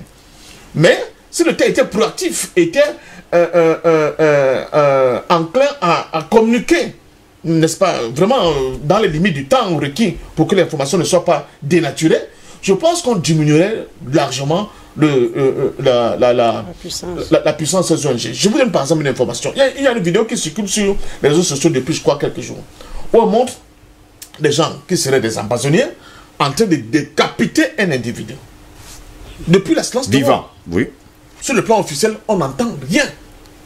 Alors que si c'était des soldats camerounais qui étaient en train de commettre n'est-ce pas, ce forfait. Rapidement, les ONG locales, actionnées par leur mandant extérieur ou bien leur financier à l'extérieur, seraient déjà en train de faire un raffut pas possible et seraient sur le point de mettre, n'est-ce pas, notre pays en difficulté par rapport à ces questions de droits de l'homme. Donc je dis et j'insiste sur ce fait que notre État, avec cette principe de démembrement, surtout nous ne sommes pas de guerre, et la guerre là qui a lieu aujourd'hui, elle n'est pas faite pour finir demain, hein, je suis désolé de le constater. Il faut qu'on ait des instituts ou bien des personnalités, même des franchisés qui sont capables de produire des rapports le plus tôt possible pour que nous ne soyons pas pris en défaut par rapport à la vitesse avec laquelle l'information circule aujourd'hui. Mais, une fois de plus, il faut quand même dire que nos États eux-mêmes, ils traînent des boulets pas possibles. La manière dont nos États sont gérés, la question de la gouvernance, ces questions sont tellement lourdes, mais surtout, on a des États qui sont plus ou moins bien corrompus, oui, au point où ils vont continuer de donner de grands amours à ces jeunes de pouvoir se déployer comme ils veulent avec souvent leur caractère plus ou moins nocif, non seulement pour nos États, mais aussi pour l'image des Africains que nous sommes. Parce que quand on a vu certains ONG, je prends par exemple le cas de Médecins Sans Frontières. Est-ce que vous savez que Médecins Sans Frontières, à la base, est né pendant la guerre du Biafra? Mais elle n'avait pas qu'un rôle humanitaire. C'est ce qu'on avait mis en avant, ces enfants Igbo qui étaient complètement chétifs et qui étaient secourus par les French doctors. Mais en back-office, ils avaient un travail de renseignement pour le gouvernement français. Les deux principaux fondateurs de cette ONG, qui sont M. Kouchner, qui a été ministre français après, justement, et Rolly Broman, qui était un grand médecin. C'était d'ailleurs le seul qui a eu le courage de dire que les images qu'on nous montrait de Benghazi par rapport, soi-disant, à la furie de Kadhafi contre son propre peuple étaient des fausses images. Mais ces images montées de toutes pièces dans un studio de cinéma au Qatar. C'est l'un des rares. Mais on a vu la trajectoire, par exemple, de quelqu'un comme M. Kouchner, qui a été au service de la France-Afrique, qui a écumé l'Afrique. Vous vous souvenez de ce fameux rapport pondu pour le compte du Gabon au niveau des avancées sanitaires au Gabon, avec ce que ça a coûté. Vous voyez. Donc une fois de plus, les torts sont partagés. D'un côté, on a notre État, qui, à mon sens, n'a pas été souvent proactif pour communiquer sur ce qui peut être plus tard comme une bulle qui va exploser et lui exploser à la face. De l'autre côté, on a des ONG pour la plupart, depuis l'ouverture démocratique et la chute du mur de Berlin, qui servent plutôt de supplétifs, n'est-ce pas, à une certaine propagande occidentale pour affaiblir les régimes qui ne vont pas dans le sens de ce que veut ces financiers internationaux. Et malheureusement, là, entre les deux, le peuple est pris en étau avec la contre-information, la désinformation, la contre-propagande, une mauvaise propagande qui fait qu'on ne sait plus à quel sens se vouer. Donc, justement, une fois de plus, ce type de débat doit être un rappel à l'ordre, mais d'abord sur le plan moral, pour dire aux différents responsables des ONG, faites votre travail en toute conscience. Ne faites pas votre travail parce que vous recevez des injonctions de vos financiers à l'extérieur. Mais est-ce qu'ils peuvent justement faire le contraire, puisqu'ils sont justement financés par des grands hommes? D'ailleurs, est-ce que l'État lui-même ne pouvait pas voir que, bon, dans tel tel domaine, excusez-moi, tous les ONG n'ont pas vocation à faire dans l'humanitaire quand même, il faut le dire. Tous les ONG n'ont pas vocation à faire dans l'humanité. D'autres ONG, par exemple, le REDAC, je ne veux pas en parler parce qu'un Gombe est une amie, mais elle n'a pas vocation à le faire. Mais est-ce que l'État ne peut pas à un moment donné se dire, dans le panel des différents ONG que j'ai quand même pu faire le tamis de certains qui sont montés robustes, et faire un contrepoint en les finançant moi aussi, pour que soit un peu moins dépendante des financiers extérieurs. Parce que le gros de toutes nos organisations, c'est la question du financement. Quand une organisation n'est pas... Elle en rate, elle a des locaux, elle a des employés qu'elle ne peut pas payer. Et puis, paf, un mécène suggère de nulle part, comme c'est le cas de Soros, et il dit, madame, quel est le problème que vous avez là-bas? Faites-moi le devis estimatif de tous vos besoins. Et il finance avec des bonus au-dessus. Comment voulez-vous que cette ONG-là puisse être réellement au service de la vérité et au service de la nation? C'est ça. Et la pierre que nous jetons sur le promoteur des ONG, on peut jeter cette pierre-là sur beaucoup d'acteurs, sur le plan social et sur le plan sociétal dans notre pays. On voit des gens se comporter comme ça, tout simplement parce qu'ils n'ont pas assez de tripes, n'est-ce pas, pour résister à ces sirènes-là, qui, de toute façon, créent beaucoup de dommages, point de vue de la visibilité, mais surtout de l'image que nous, les Africains, nous renvoient à l'extérieur. Albert, on est là ici pour beaucoup d'Africains aujourd'hui. Ces ONG internationales qui viennent sur le sol africain, eh bien, sont des terroristes. Et leur rôle est déjà bien connu au départ. Tout à l'heure, dans ma première prise de parole, je vous ai indiqué que par le passé, oui, nous connaissions le CICR qui s'occupait de la protection justement des prisonniers de guerre. Le Comité international de la Croix-Rouge. Voilà, il y avait la Croix-Rouge, bien évidemment. Et il y avait également le Croissant Rouge. Il y avait le Croissant Rouge et bien évidemment, il y a eu par la suite Amnesty International qui a joué un rôle, je l'ai indiqué tout à l'heure, un rôle pernicieux à Centrafrique à l'époque. Parce que c'est Amnesty International qui est à l'origine de la chute de Bokassa. Ça, il faut le préciser. Beaucoup d'Africains ne le savent pas. Pourquoi? Parce que justement, sous la camisole d'une action humanitaire, justement, elle jouait un rôle de relais au profit justement de la France. Ça, il faut également l'indiquer. Parce que là-dedans, vous avez des espions, des ingénieurs qui sont revêtus des camisoles d'humanitaire. Mais n'est-ce pas également le cas avec l'armée? C'est la même chose. Les armées occidentales qui viennent sur le continent africain. Parmi tous ces ONG soi-disant humanitaires, vous avez très souvent des hommes en tenue. Des hommes en tenue. Vous avez des ingénieurs.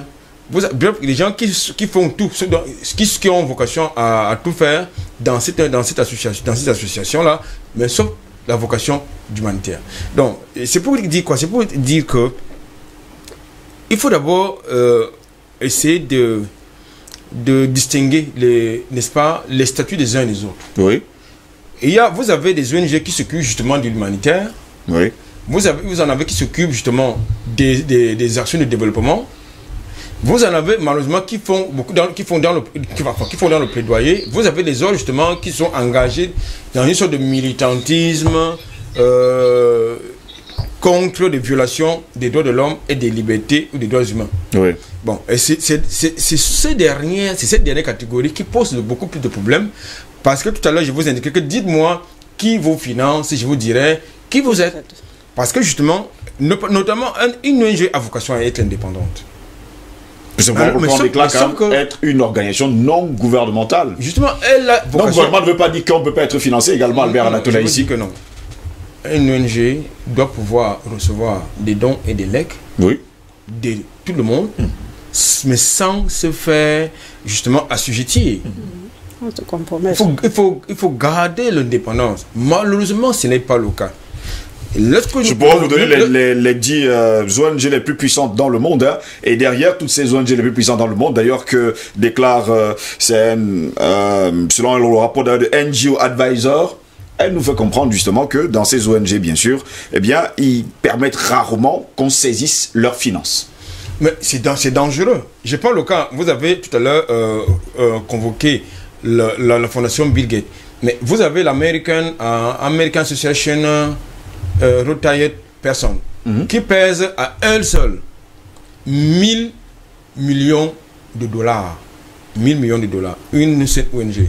Bon, alors, ça veut donc dire que cette ONG a des relais. Et qu'est-ce qu'elle exige de ces relais? Elle exige de ces relais des rapports orientés. À peu près comme un canard vous dirait qu'écoutez, moi je voudrais que vous nous apportiez, vous nous fassiez seulement les papiers sur la corruption au Cameroun, sur la violation des droits de l'homme.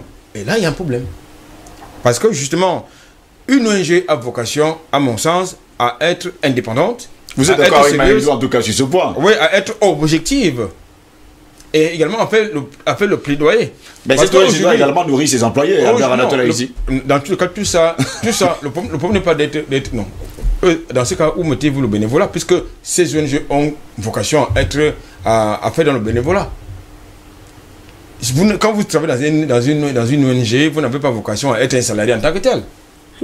Donc moi je pense qu'aujourd'hui, ce qui pose problème, non, c'est sérieux, ce qui pose problème, c'est quoi? C'est que la plupart de ces ONG qui reçoivent ces dons, en tout cas leurs promoteurs, qui ont tendance à critiquer les problèmes des questions de malgouvernance, des questions de corruption. Malheureusement, quand vous allez en interne, c'est toute une image que vous avez. Je connais une promotrice d'ONG pas très loin de votre télévision qui a reçu beaucoup de dons. Ces dons ont servi à quoi? À construire un immeuble de 6 niveaux. Au départ, elle a présenté un projet qui était le projet de vulgarisation d'informatique au profit des jeunes. On n'est pas là pour faire son procès. Hein. Non, c'est pas un procès. J'ai même pas donné son identité. Voilà. Bon, au départ, c'était une ONG qui avait vocation de vulgariser l'outil informatique au profit de la jeunesse, des jeunes. Bien évidemment, elle a reçu des dons canadiens, des dons d'ordinateurs. Et après la suite, c'est devenu un cybercafé. Après le cybercafé, ça a disparu et puis c'est devenu toute autre chose. Donc moi, c'est pour vous dire quoi? C'est pour dire que, en fait, lorsqu'on parle de crédibilité, la crédibilité porte d'abord au niveau même de la vocation, je veux dire, il y a des statuts. Parce qu'il rien n'est clarifié. Tout à l'heure, si on vous demande c'est quoi une ONG, vous aurez la peine à donner une véritable définition d'une ONG.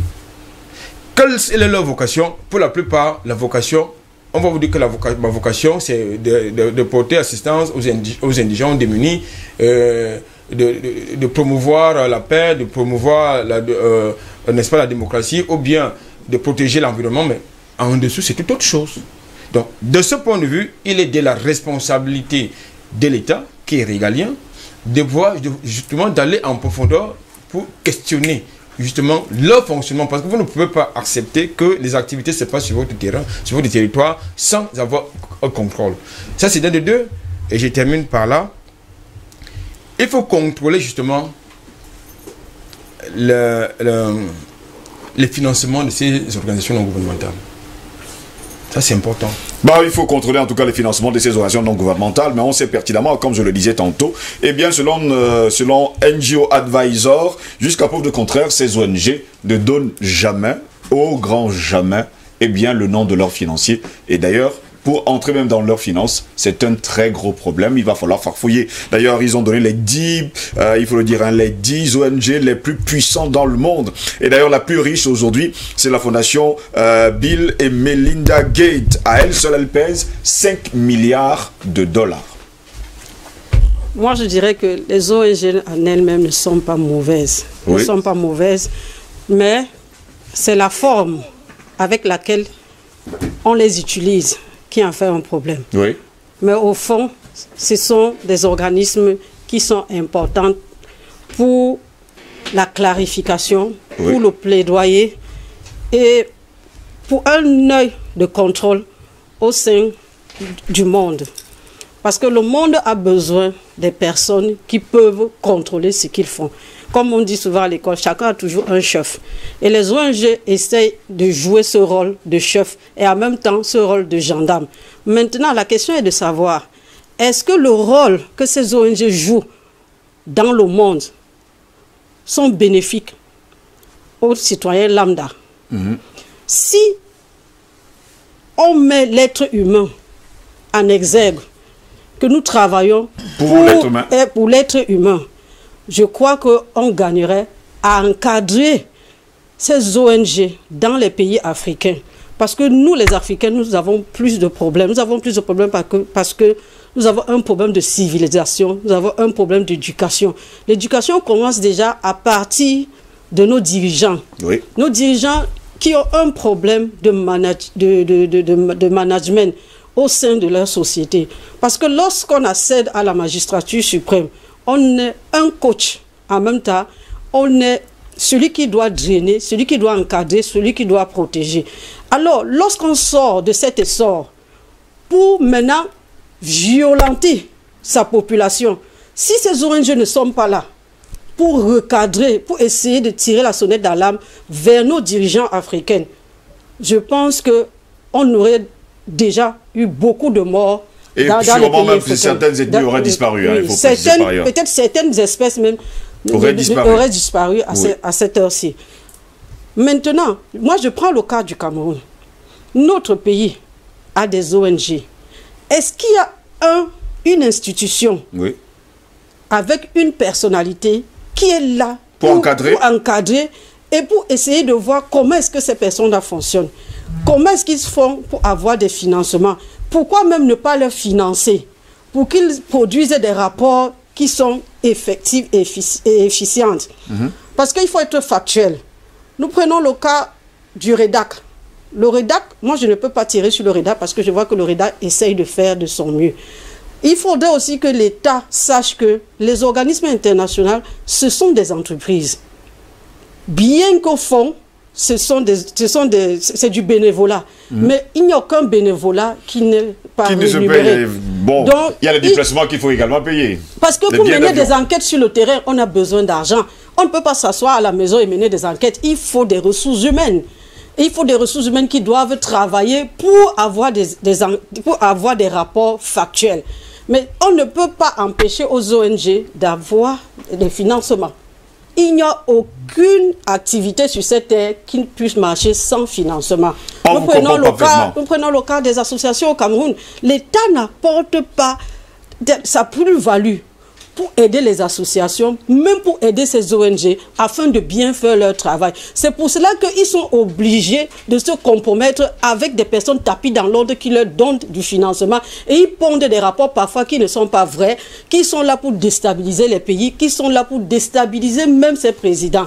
Juste parce qu'eux-mêmes, ils ne font aucun effort pour encadrer les organismes non gouvernementaux et même des associations. Oui. Moi, mon plaidoyer est ceci, que l'État camerounais essaye de mettre quelqu'un qui va contrôler ces organismes et que cette personne, au quotidien ou bien trimestriel, nous sorte des rapports de ces ONG.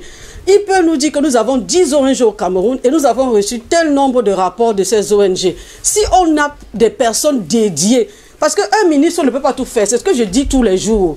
Il y a trop du foutu, tout est mélangé. Ouais. Il y a du boulot au Cameroun. Il y a du boulot au Cameroun. On peut prendre quelqu'un qui s'occupe uniquement de ce département. Moi, j'appelle ça un département parce qu'en tant que responsable d'un département, oui, il faut toujours déléguer. Il faut déléguer les pouvoirs. Oui. Le pouvoir ne doit pas être tout centralisé. Il faut déléguer le pouvoir pour pouvoir contrôler tout ce qui se passe dans un territoire. Le seul ministre de l'administration territoriale, il ne peut pas tout contrôler. Il faut qu'il y ait un démembrement qui s'occupe uniquement de ces choses-là. Et tout doit être transparent. Et la communication est importante dans une société. Lorsqu'on ne communique pas, combien de Camerounais connaissent même le rôle des ONG? Anatole le disait tout à l'heure. Combien de Camerounais connaissent même le rôle des ONG? On vous comprend. Vous comprenez? Oui. Donc c'est un peu ça. Je vais me tourner pour dire bonjour déjà à Jodel Caillot qui nous a rejoint ce matin malgré la pluie. Elle est quand même là ce matin. Jodel Caillot, bonjour et bienvenue à vous. Bonjour Steve. Comment allez-vous? On est là. On est là malgré la pluie. Hein. Ouais, vous avez quand même tenu à être là ce matin. Oui, j'avais donné ma parole, ce d'autant plus que ça fait un moment que je suis invitée ici sur le plateau.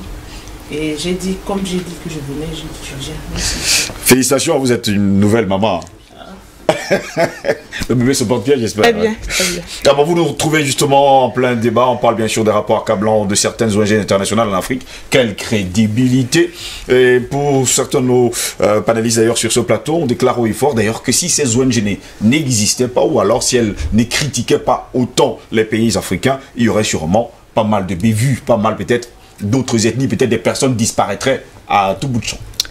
Oui, critiquer ou pas, je voudrais d'abord restituer certaines idées. Hein. Oui. Toutes les ONG n'ont pas les mêmes vocations. Il y a des ONG qui veillent sur peut-être l'action gouvernementale, d'autres c'est pour apporter des puits, pour aider la jeune femme, pour faire les agérés et autres. Donc chaque ONG d'abord a ce qu'on appelle ses objectifs.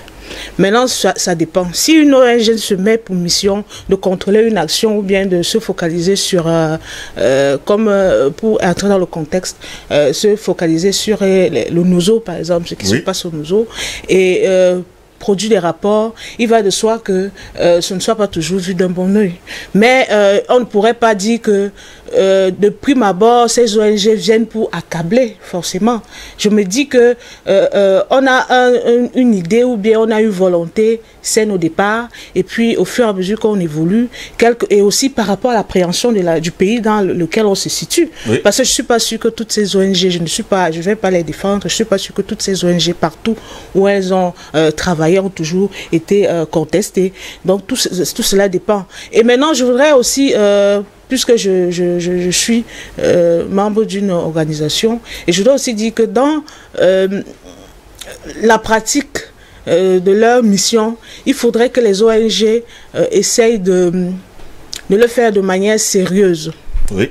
Parce que quand on n'est pas très sérieux ou quand on se laisse aller dans certaines pratiques, on se fait critiquer.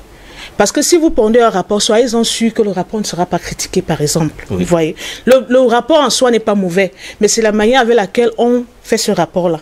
Et très souvent, les ONG ne résidant pas forcément au Cameroun arrivent et se font peut-être berner, se laissent manipuler, mais les intentions ne sont pas forcément mauvaises.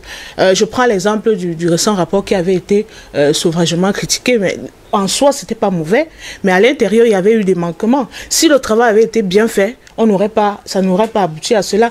Par contre, ce rapport a permis de se pencher sur un problème. Et à la suite, on a eu un début de solution. Vous voyez, on ne doit pas toujours voir les choses de manière, soit trop noir, soit trop blanc. Donc je ne pense pas que le but d'une ONG soit de venir... Mais maintenant, que pensez-vous justement de ces ONG qui sont politisées aujourd'hui et qui sont financées de l'extérieur? Donc on ne connaît même pas parfois les financiers. Ça dépend, hein, comme je l'ai dit, les ONG, tous les fonctionnements des organisations dépendent d'elles. Si vous ne voulez pas dévoiler qui vous donne de l'argent, il en va de votre droit. Hein. Vous n'êtes pas obligé de dire qui vous donne de l'argent. Mais je sais très souvent que dans les lignes de financement, il y a des projets, par exemple. Dans les projets, si vous avez en vue de faire une descente au Cameroun qui nécessite une logistique, une certaine logistique, il y a les bailleurs de fonds. Oui. Les bailleurs, vous partez voir vos bailleurs de fonds, ceux qui vous financent régulièrement. Et ils peuvent vous dire, voilà, nous on met à votre disposition une certaine somme d'argent. L'argent ne peut pas forcément être de mauvaise origine. Mais ça dépend aussi. Il y a les ONG qui publient quand ils viennent, et ils ont un cahier de charges et ils disent même jusqu'à qui est le partenaire financier. Parfois il y a l'Union européenne qui n'a pas fait publicité, il y a Expertise France, etc. Donc je crois que nous aussi on devrait essayer de savoir comment fonctionnent les ONG.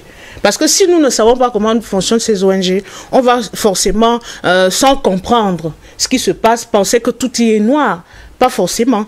Donc oui. Ça dépend. Si on met une enquête ou bien on essaye d'aller vers ces ONG, de mener des enquêtes de manière approfondie, on leur demande, voilà, vous êtes au Cameroun, qui vous finance, une ONG normale devrait avoir dans son Même si ces ONG ne montrent jamais leur financement, ne disent pas justement juste qui les finance. On dit de manière générale les bailleurs de fonds. Il y a les bailleurs de fonds. Le bailleur de fonds, c'est qui concrètement? Parce que tous les jours, on entend le même refrain. Ce sont les bailleurs de fonds. Qui est le bailleur de fonds? Maintenant, qui est le bailleur de fonds? S'ils veulent ne pas être dévoilés, ce qui n'est pas forcément bon. Parce que quand vous allez vous engager des vies, oui. Vous engagez des personnes, il faudrait être clair. Maintenant, c'est pour ça que j'ai dit tout se passe au départ. Les organisations fonctionnent comme elles fonctionnent. Oui. Si vous, dans votre organisation, vous avez cette façon de faire là, on peut critiquer, mais ça, il n'en demeure pas moins que vous faites ce que vous avez à faire. Vous voyez. Mais il y a des organisations, quand elles mènent un projet, on connaît jusqu'à la ligne, la plus petite ligne où provient l'argent et comment. Et il y a aussi des activités génératrices de revenus. Il y a des organisations autonomes qui ont pu peut-être générer des emplois quelque part, faire entrer des capitaux. Je ne dis pas que c'est le cas de ces ONG-là. Non, on vous comprend parfaitement. Voilà, on n'est pas là pour critiquer, mais on s'interroge quand même. De manière générale, une ONG peut vivre de manière claire, sans être accablé sur ses financements et sur ses fonds. Ça existe. Ah. Mais il y a certaines ONG qui sont financées par des grosses firmes, parfois qui mènent, comme on dit, des recherches assimilées, on ne sait pas trop, par certains hommes politiques, etc., par certaines fondations, oui. Mais qui ne sont pas vus d'un bon œil. Parce que le financement, l'argent, quelles que soient les provenances de l'argent, c'est de l'argent. Mais c'est celui qui donne l'argent qui commande. Oui, ça arrive que... Mais si... Commander, peut-être, ça dépend. Quand on dépend déjà de ce financement-là. Et c'est pour ça qu'on demande aux organisations de pouvoir être autonomes. Parce que autant de fois vous recevrez de l'argent venant des gens, autant de fois on vous dira ce qu'il faudra faire. Vous serez toujours redevable. Merci beaucoup pour cette première prise de parole. Jodel Kayo, bienvenue également. Il fallait que je vous essouffle un peu pour que vous soyez justement au niveau de tout le monde. D'accord. Je vais prendre d'ailleurs une question de Hector Achille Mengue qui nous suit depuis la Belgique. Hein. Il demande d'ailleurs à Patient Pafendom qui sont les membres, comment sont-ils financés et pour quelle mission? Il a totalement raison, mais vous savez que nous sommes dans un monde qui est dominé par le capitalisme. Et qui dit capitalisme dit opacité à tous les niveaux. Oui. Bon, comment vous expliquer que nous sommes dans un monde où on nous dit oui, c'est les valeurs humaines qu'on met en avant, la justice, la crédibilité des organisations et des individus, et sur le point de vue du management, sur le plan mondial. Mais dans ce même monde-là, qui est dominé par ce capitalisme néolibéral, vous avez par exemple des paradis fiscaux. Comment est-ce possible? C'est-à-dire que sur le plan formel, le monde accepte qu'il y ait des trous noirs sur le plan financier et en même temps on nous parle de comment dire ça, de clarté, de justice, etc. en ce qui concerne les transactions financières à travers le monde. On sait très bien que à partir du moment où il y a ces paradis fiscaux, ça veut dire que quelque part il y a des fonds que personne ne pourra maîtriser ni l'origine ni l'utilisation. Allons vite, beaucoup d'entre nous aiment le football. Qui peut nous dire valablement qui est derrière tout ce monde du football? Non, la FIFA. La FIFA. Qui peut nous dire l'audit réel de la FIFA? C'est une grosse mafia. Une mafia incroyable. Vous l'avez vu avec l'histoire de cette Blatter. Oui. N'est-ce pas? Donc, Michel Platini et tous les autres l'ont bien précisé. Tout à l'heure, Anatole, on est revenu sur le distinguo qu'il faut faire, sur les missions des différentes ONG. Tous les ONG n'ont pas le même type de boulot. Ça a été bien dit. Mais qu'est-ce qu'on constate? Si je me lève un matin, j'écris mon ONG tout à l'heure, madame Jodel Caillot dit il faut qu'elle soit autonome. Elle sera autonome comment? Tous ces gens-là dépensent des financements extérieurs. Tous. Pour voir des ONG qui sont justement dans les protections des droits de l'homme, dans les protections des droits humains, dans les questions d'environnement, mais de violence, les financements viennent de l'extérieur. Sinon, je ne vois pas comment quelqu'un aura une affaire qui, il vend sa banane, mais pour faire un truc qui ne lui rapporte rien, c'est faux. Vous comprenez? Donc, à partir de ce moment-là, ce qu'il faut tracer, ce sont les financements. D'où viennent ces financements? Qui finance quoi? Et nous avons des grands financiers. Vous avez donné George Soros, Rockefeller, les Carnegie, un monsieur comme George Philippe Iskand et tous les autres. Comme Soros, c'est un gars. D'abord, Bill Gates, Melinda Gates. Il est originaire de l'Europe de l'Est. Oui. Et il avait une haine viscérale contre le communisme. À partir de ce moment-là, il a été instrumentalisé, n'est-ce pas, par les bien-pensants de la société américaine pour aller à l'encontre de tous les régimes qui seraient tentés de se sortir de la domination, n'est-ce pas, du capitalisme néolibéral. Si vous remarquez très bien, les révolutions de couleur qui ont eu lieu, par exemple, en Ukraine, regardez l'activisme de Soros. En plein hiver en Ukraine, on a vu des gens manger au petit four, avoir des thés et des cafés chauds, des tentes incroyables. Et qui finançait tout ça? Aucune opposition en Ukraine n'aurait les moyens de le faire. Et vous allez voir plus tard que le président qu'on a évacué dernièrement en Ukraine était aussi un maniaque du cacao. Vous voyez maintenant les connexions avec le monde de l'économie. Un maniaque du cacao dont en connexion avec les chocolatiers. Donc toutes ces entreprises qu'on nous présente comme des majors dans le monde, vous allez voir que d'une certaine manière, ils ponctionnent une petite partie, oui, n'est-ce pas, de tout ce qu'ils dégagent comme intérêt pour financer en douce certaines choses tellement obscures au point où souvent vous entendez des types de rapports qui vont dans un sens sans comprendre le pourquoi. On l'a vu en Côte d'Ivoire. À un moment donné, quand on a eu l'impression que M. Ouattara va faire des affaires, n'est-ce pas, de lobby des chocolatiers, tous les ONG pondaient des rapports qui allaient dans un seul sens. Au point où on avait l'impression que le FPI, M. Laurent Gbagbo, c'était une excroissance de Al-Qaïda dans le monde. Maintenant, le temps ayant fait le tamis, on se rend compte qu'on a été berné. Même ses propres opinions, on commence à se rendre compte qu'il y a une question qui n'a pas bien tourné. Donc, je continue d'insister que tant que nous serons toujours, on va demeurer à la périphérie, donc faible. Et que nos États seront dans l'incapacité d'encourager, justement, s'il y a des gens de bonne volonté qui décident, par exemple, de créer une ONG pour combattre la jacinthe d'eau, que l'État soit en capacité de les aider. Le jour où les gars vont se rendre compte que l'État ne peut pas les aider, mais qu'il y a une possibilité d'un financement d'une organisation qui se trouve en Suède, ils vont écrire à cette organisation qui va les financer. Sauf que ces gens-là ne savent pas qui est derrière l'organisation. Donc, à un moment donné, cette organisation va commencer à orienter leur travail en disant pondez les rapports dans tel sens, pondez dans le rapport dans tel autre sens, mais puisque ils attendent cette manne-là pour pouvoir fonctionner, ils vont certainement continuer à orienter leur rapport dans le sens qu'il leur est demandé par leur bail de fonds. C'est ça qui force donc le jeu par rapport à, j'allais dire, des idéaux nobles de ces organisations internationales. Que pensez-vous justement de ces personnes qui pensent que parfois ces organisations non gouvernementales font également dans le blanchiment d'argent? Tout est possible, mais il n'y a pas que, même les gens qui sont proches des pouvoirs font dans le blanchiment d'argent. Mais les politiciens font dans le blanchiment d'argent. Non, nous sommes dans une nébuleuse. Non, elle a raison. Nous sommes dans une nébuleuse où là-dedans, personne n'est blanc. Il n'y a pas un diable d'un côté et un ange de l'autre. Il n'y a pas d'un côté des démons et des anges. Le problème qui se pose, c'est à la société, de mieux s'organiser pour être en capacité d'apporter, j'allais dire, une espèce de contrepoids critique, n'est-ce pas, au travail de tout ce monde-là, de telle manière qu'on ait quand même un travail qui est relativement sain au niveau de l'État et de ses partenaires. Parce qu'en réalité, ces ONG, comme la société civile, ce sont des espèces de partenaires même arrêtés de l'État, qui permettent à l'État de mieux, d'améliorer sa gouvernance.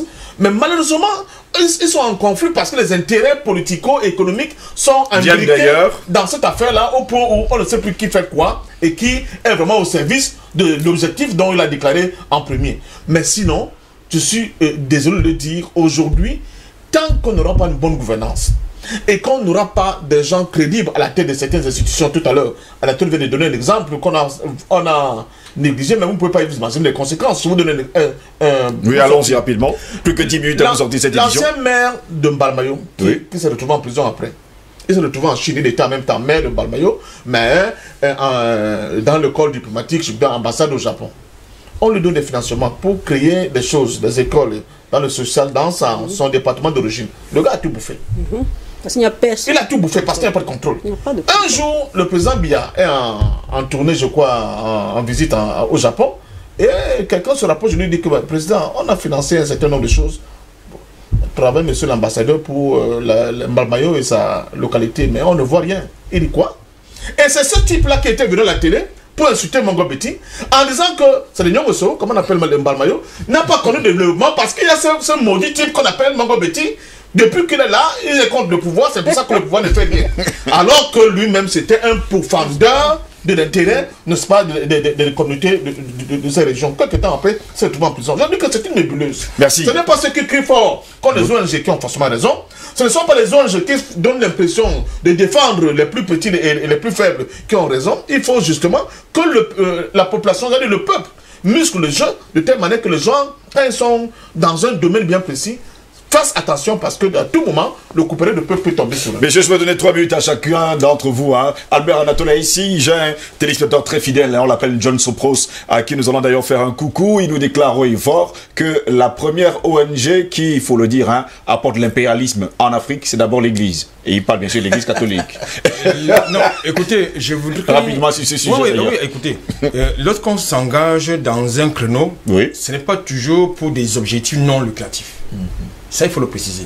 Donc vous également, vous dites qu'on ne peut pas s'engager dans une affaire s'il n'y a pas l'argent derrière. Pourquoi est-ce qu'il y a une floraison d'ONG? Donc vous croyez que c'est pour rien qu'il y a une floraison d'ONG s'il n'y avait pas des objectifs? Il ne faut pas oublier que Jodel, c'est son business. Écoutez, deuxième chose que je voudrais dire, tout à l'heure, Jodel justement précisait que, quelle que soit son origine, l'argent reste l'argent. C'est dangereux ce qu'elle dit. Pourquoi? Parce que il faut connaître, vous savez, quand vous voulez mener une activité dans un espace précis, vous devez prendre en compte des ressorts législatifs et réglementaires. Et alors, lorsque vous avez une activité qui sort des ressorts législatifs et réglementaires, ça devient illégal. Ça, il faut le préciser. Maintenant, pour répondre à vos téléspectateurs, écoutez, nous savons tous que l'Église est une association, au départ. Mais une association qui est devenue un État, l'État du Vatican, et qui a justement une influence. À l'intérieur de cette association, il y a des décisions du monde qui se prennent. Pourquoi? Parce que derrière, justement, il y a des lobbies. C'est un lobby qui n'a pas de visage. C'est un lobby qui a beaucoup de moyens. Et c'est un lobby multiforme. Et c'est de ça qu'il s'agit. Beaucoup d'entre nous ont été formés dans cette école-là, les écoles confessionnelles. Mais nous étions juste, nous connaissons le côté court, peut-être pour certains. Mais pas le côté jardin. Ouais. Donc c'est ça qu'il s'agit. Maintenant, pour revenir à la thématique, je pense qu'il est essentiel que le gouvernement prenne ses responsabilités. Parce qu'aujourd'hui, vous allez vous retrouver avec des individus qui sont financés par un cellule terroriste. Parce que l'argent, qu'elles viennent, s'il reste l'argent, c'est dangereux. Deuxième chose, déjà, pour contrôler quelque chose, il faut déjà savoir ce que c'est. Tout à l'heure, j'ai indiqué qu'on ne sait même, quand on parle d'ONG, on ne sait même pas à quoi ça veut dire quoi une ONG. On vous a compris parfaitement. Je vais me tourner vers Marie-Queen Douala, jusqu'à preuve de contraire. Hein. Par exemple, afin de me déclarer au fort qu'il faut aujourd'hui que, pour lui, les États africains ne sont pas puissants. Mais ne faut-il pas justement que ces États africains se mettent ensemble pour créer justement une ONG, ou alors des ONG fortes, justement, pour travailler sur le continent africain, peut-être même à l'extérieur? Connaissant bien les présidents africains, ils ne vont jamais se mettre ensemble. Parce que c'est pas pessimiste ça? Non, c'est pas pessimiste. Nous avons vu le cas de Kadhafi. Il a voulu créer les États-Unis d'Afrique. Vous avez vu ce qu'il a eu. Au moment où il a eu les problèmes, quel président africain s'est levé pour dire que non? Vous avez totalement raison. Vous comprenez? Donc moi, je pense que les ONG doivent être contrôlées par les États.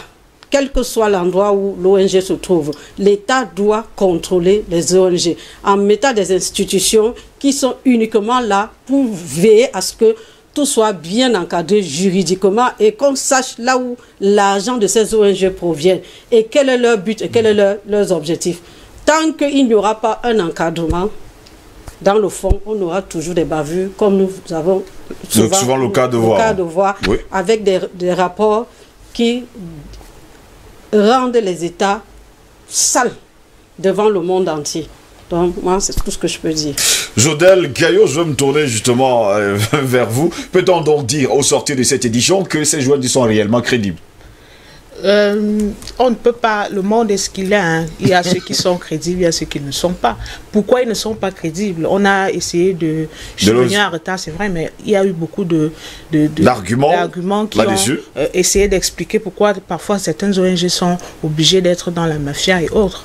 Mais ce que moi je voudrais dire, et ce sur quoi on met l'accent aujourd'hui, c'est d'autonomiser les ONG. Parce que quand vous êtes autonome, c'est vrai que c'est un peu c'est rêveur, mais si vous réussissez à être autonome, à générer vous-même vos propres revenus. Il y a des ONG qui fonctionnent en Occident comme ça, qui n'ont pas besoin forcément de vivre sous la manne du bailleur de fonds, qui réussissent à trouver un bailleur de fonds entre guillemets qu'on ne connaît pas. Et parce que là, il faut des solutions. On peut, et je crois que c'est ce qui a fait en sorte qu'on dise même aux gens, on n'attendait pas tout de certaines personnes, il faut créer des richesses. Une ONG, c'est une organisation, c'est une entreprise. Ils peuvent faire je sais pas, un site pour presser du manioc, pour générer des revenus. J'ai dit tout à l'heure que l'argent, c'est l'argent, que quel que soit comment on l'acquiert, pas dans le sens... juste pour dire que si, et c'est ça en fait aujourd'hui, oui. Toutes les organisations, ONG ou pas, doivent pouvoir survivre. Et pour survivre, il faut générer des revenus. On ne peut pas fonctionner sans capital. Et l'Africain, en Europe, ils n'ont pas cette même problématique. Ils sont maintenant dans comment... c'est vrai que chez eux, ils développent beaucoup plus de caritatif et ils ont une certaine culture. Chez nous, on est encore à l'appréhension de la chose. On ne sait même pas encore ce que c'est. Vous êtes une association, on vous dit que vous pouvez être ONG à un certain moment. Quand vous voulez migrer vers une ONG, on vous dit non, vous n'avez pas encore les capacités pour être une ONG, etc. Donc, il faudrait que le gouvernement ne pourrait pas... Parce que si l'État encadre ces ONG, les ONG seront dépendantes de l'État. Ce n'est pas ça le but. Organisation non gouvernementale, donc il faut pas que le gouvernement... évoluer parallèlement à l'État, mais à un moment donné... Une ONG n'est pas là pour accabler, c'est là pour éclairer, c'est un vigile. Malheureusement, on a l'impression aujourd'hui que ces ONG sont là pour accabler justement les États. Ils s'accablent parce que si vous prenez un rapport qui est vrai, qui dit que les gens ont été tués et que c'est vérifié, vous n'accablez personne. Vous faites votre travail. On vous comprend. Mais si vous partez et les personnes ont été tuées, vous dites que les gens ont été tués, il y a problème. Et une ONG à la base, c'est cela. Il y a des choses qui se passent quelque part au Cameroun. Vous ne voyez pas, nous y étions, nous avons vu que ça se passe comme ça, ça se passe comme ça. Et quand vous restituez, ça doit être vrai. N'est-ce pas également que ces ONG, certaines participent justement à déstabiliser les États? Et ils ont un autre cahier de charge. Ils ont un autre cahier de charge. Mais une ONG, l'ONG n'est pas d'essence, n'est pas là pour nuire. Bien au contraire. Bien au contraire. C'est une organisation, puisque une ONG, c'est une association, et croyez-moi, sauf si aujourd'hui le monde est devenu pervers, les associations, on se met ensemble parce qu'on a un but commun. Et très souvent, ce but-là, c'est pour grandir. Oui. Si aujourd'hui on est une ONG pour détruire, c'est qu'on a raté quelque part. Merci beaucoup, Soudel Kayo. Patient, parfum d'homme, jusqu'à preuve de contraire, on parle. On aime souvent parler des ONG internationales, mais on sait quand même que l'Union africaine est subventionnée par l'Union européenne à 72%. La Banque africaine développement, je peux citer la CIMAC et tout ce qui va avec. La banque africaine, les États-Unis sont actionnaires majoritaires. Majoritaires, donc à un moment donné, devant le Nigeria. C'est normal que ces ONG viennent quand même contrôler leurs biens sur le sol africain. C'est pour ça que j'aime la problématique de notre faiblesse. C'est-à-dire que le schéma de feu Samir Amin, le centre de la périphérie, il a toute sa place. Oui. Tant qu'on ne va pas changer de paradigme, on ne pourra pas justement être dans l'idéalisme que j'ai perçu tout à l'heure chez Jodel. C'est-à-dire cet idéalisme qui voudrait que vraiment les gens se mettent ensemble pour travailler pour des causes qui les tiennent à cœur. Même les ONG dites en Occident, là, dont vous pensez qu'elles sont neutres, elles sont le financement des... Même dites autonomes, reçoivent le financement de leurs États et des personnalités qui en réalité ont des intérêts, n'est-ce pas, dans la marche politique du monde, de cette manière. Je vous prends des exemples cons. Dernièrement au Mali, avec la tentative terroriste, on a vu les jeunes être tués au Mali français de manière brutale. Oui. Est-ce que vous savez que... Les jeunes étudiants. Les jeunes étudiants, non, oui. Par des diplômes. Mais ces jeunes-là, quand on les envoie au Mali, ce n'est pas seulement pour aller aider les Maliens. C'est pour travailler certains domaines dont on a besoin des éléments probants du terrain au niveau de la France. Pourquoi après les grands think tanks s'en accaparent des résultats de ces fruits-là pour élaborer des stratégies qui partent toujours à maintenir l'Afrique en position de dominer. Oui. Donc c'est de ça qu'il s'agit. Alors que l'idéal au début était très noble.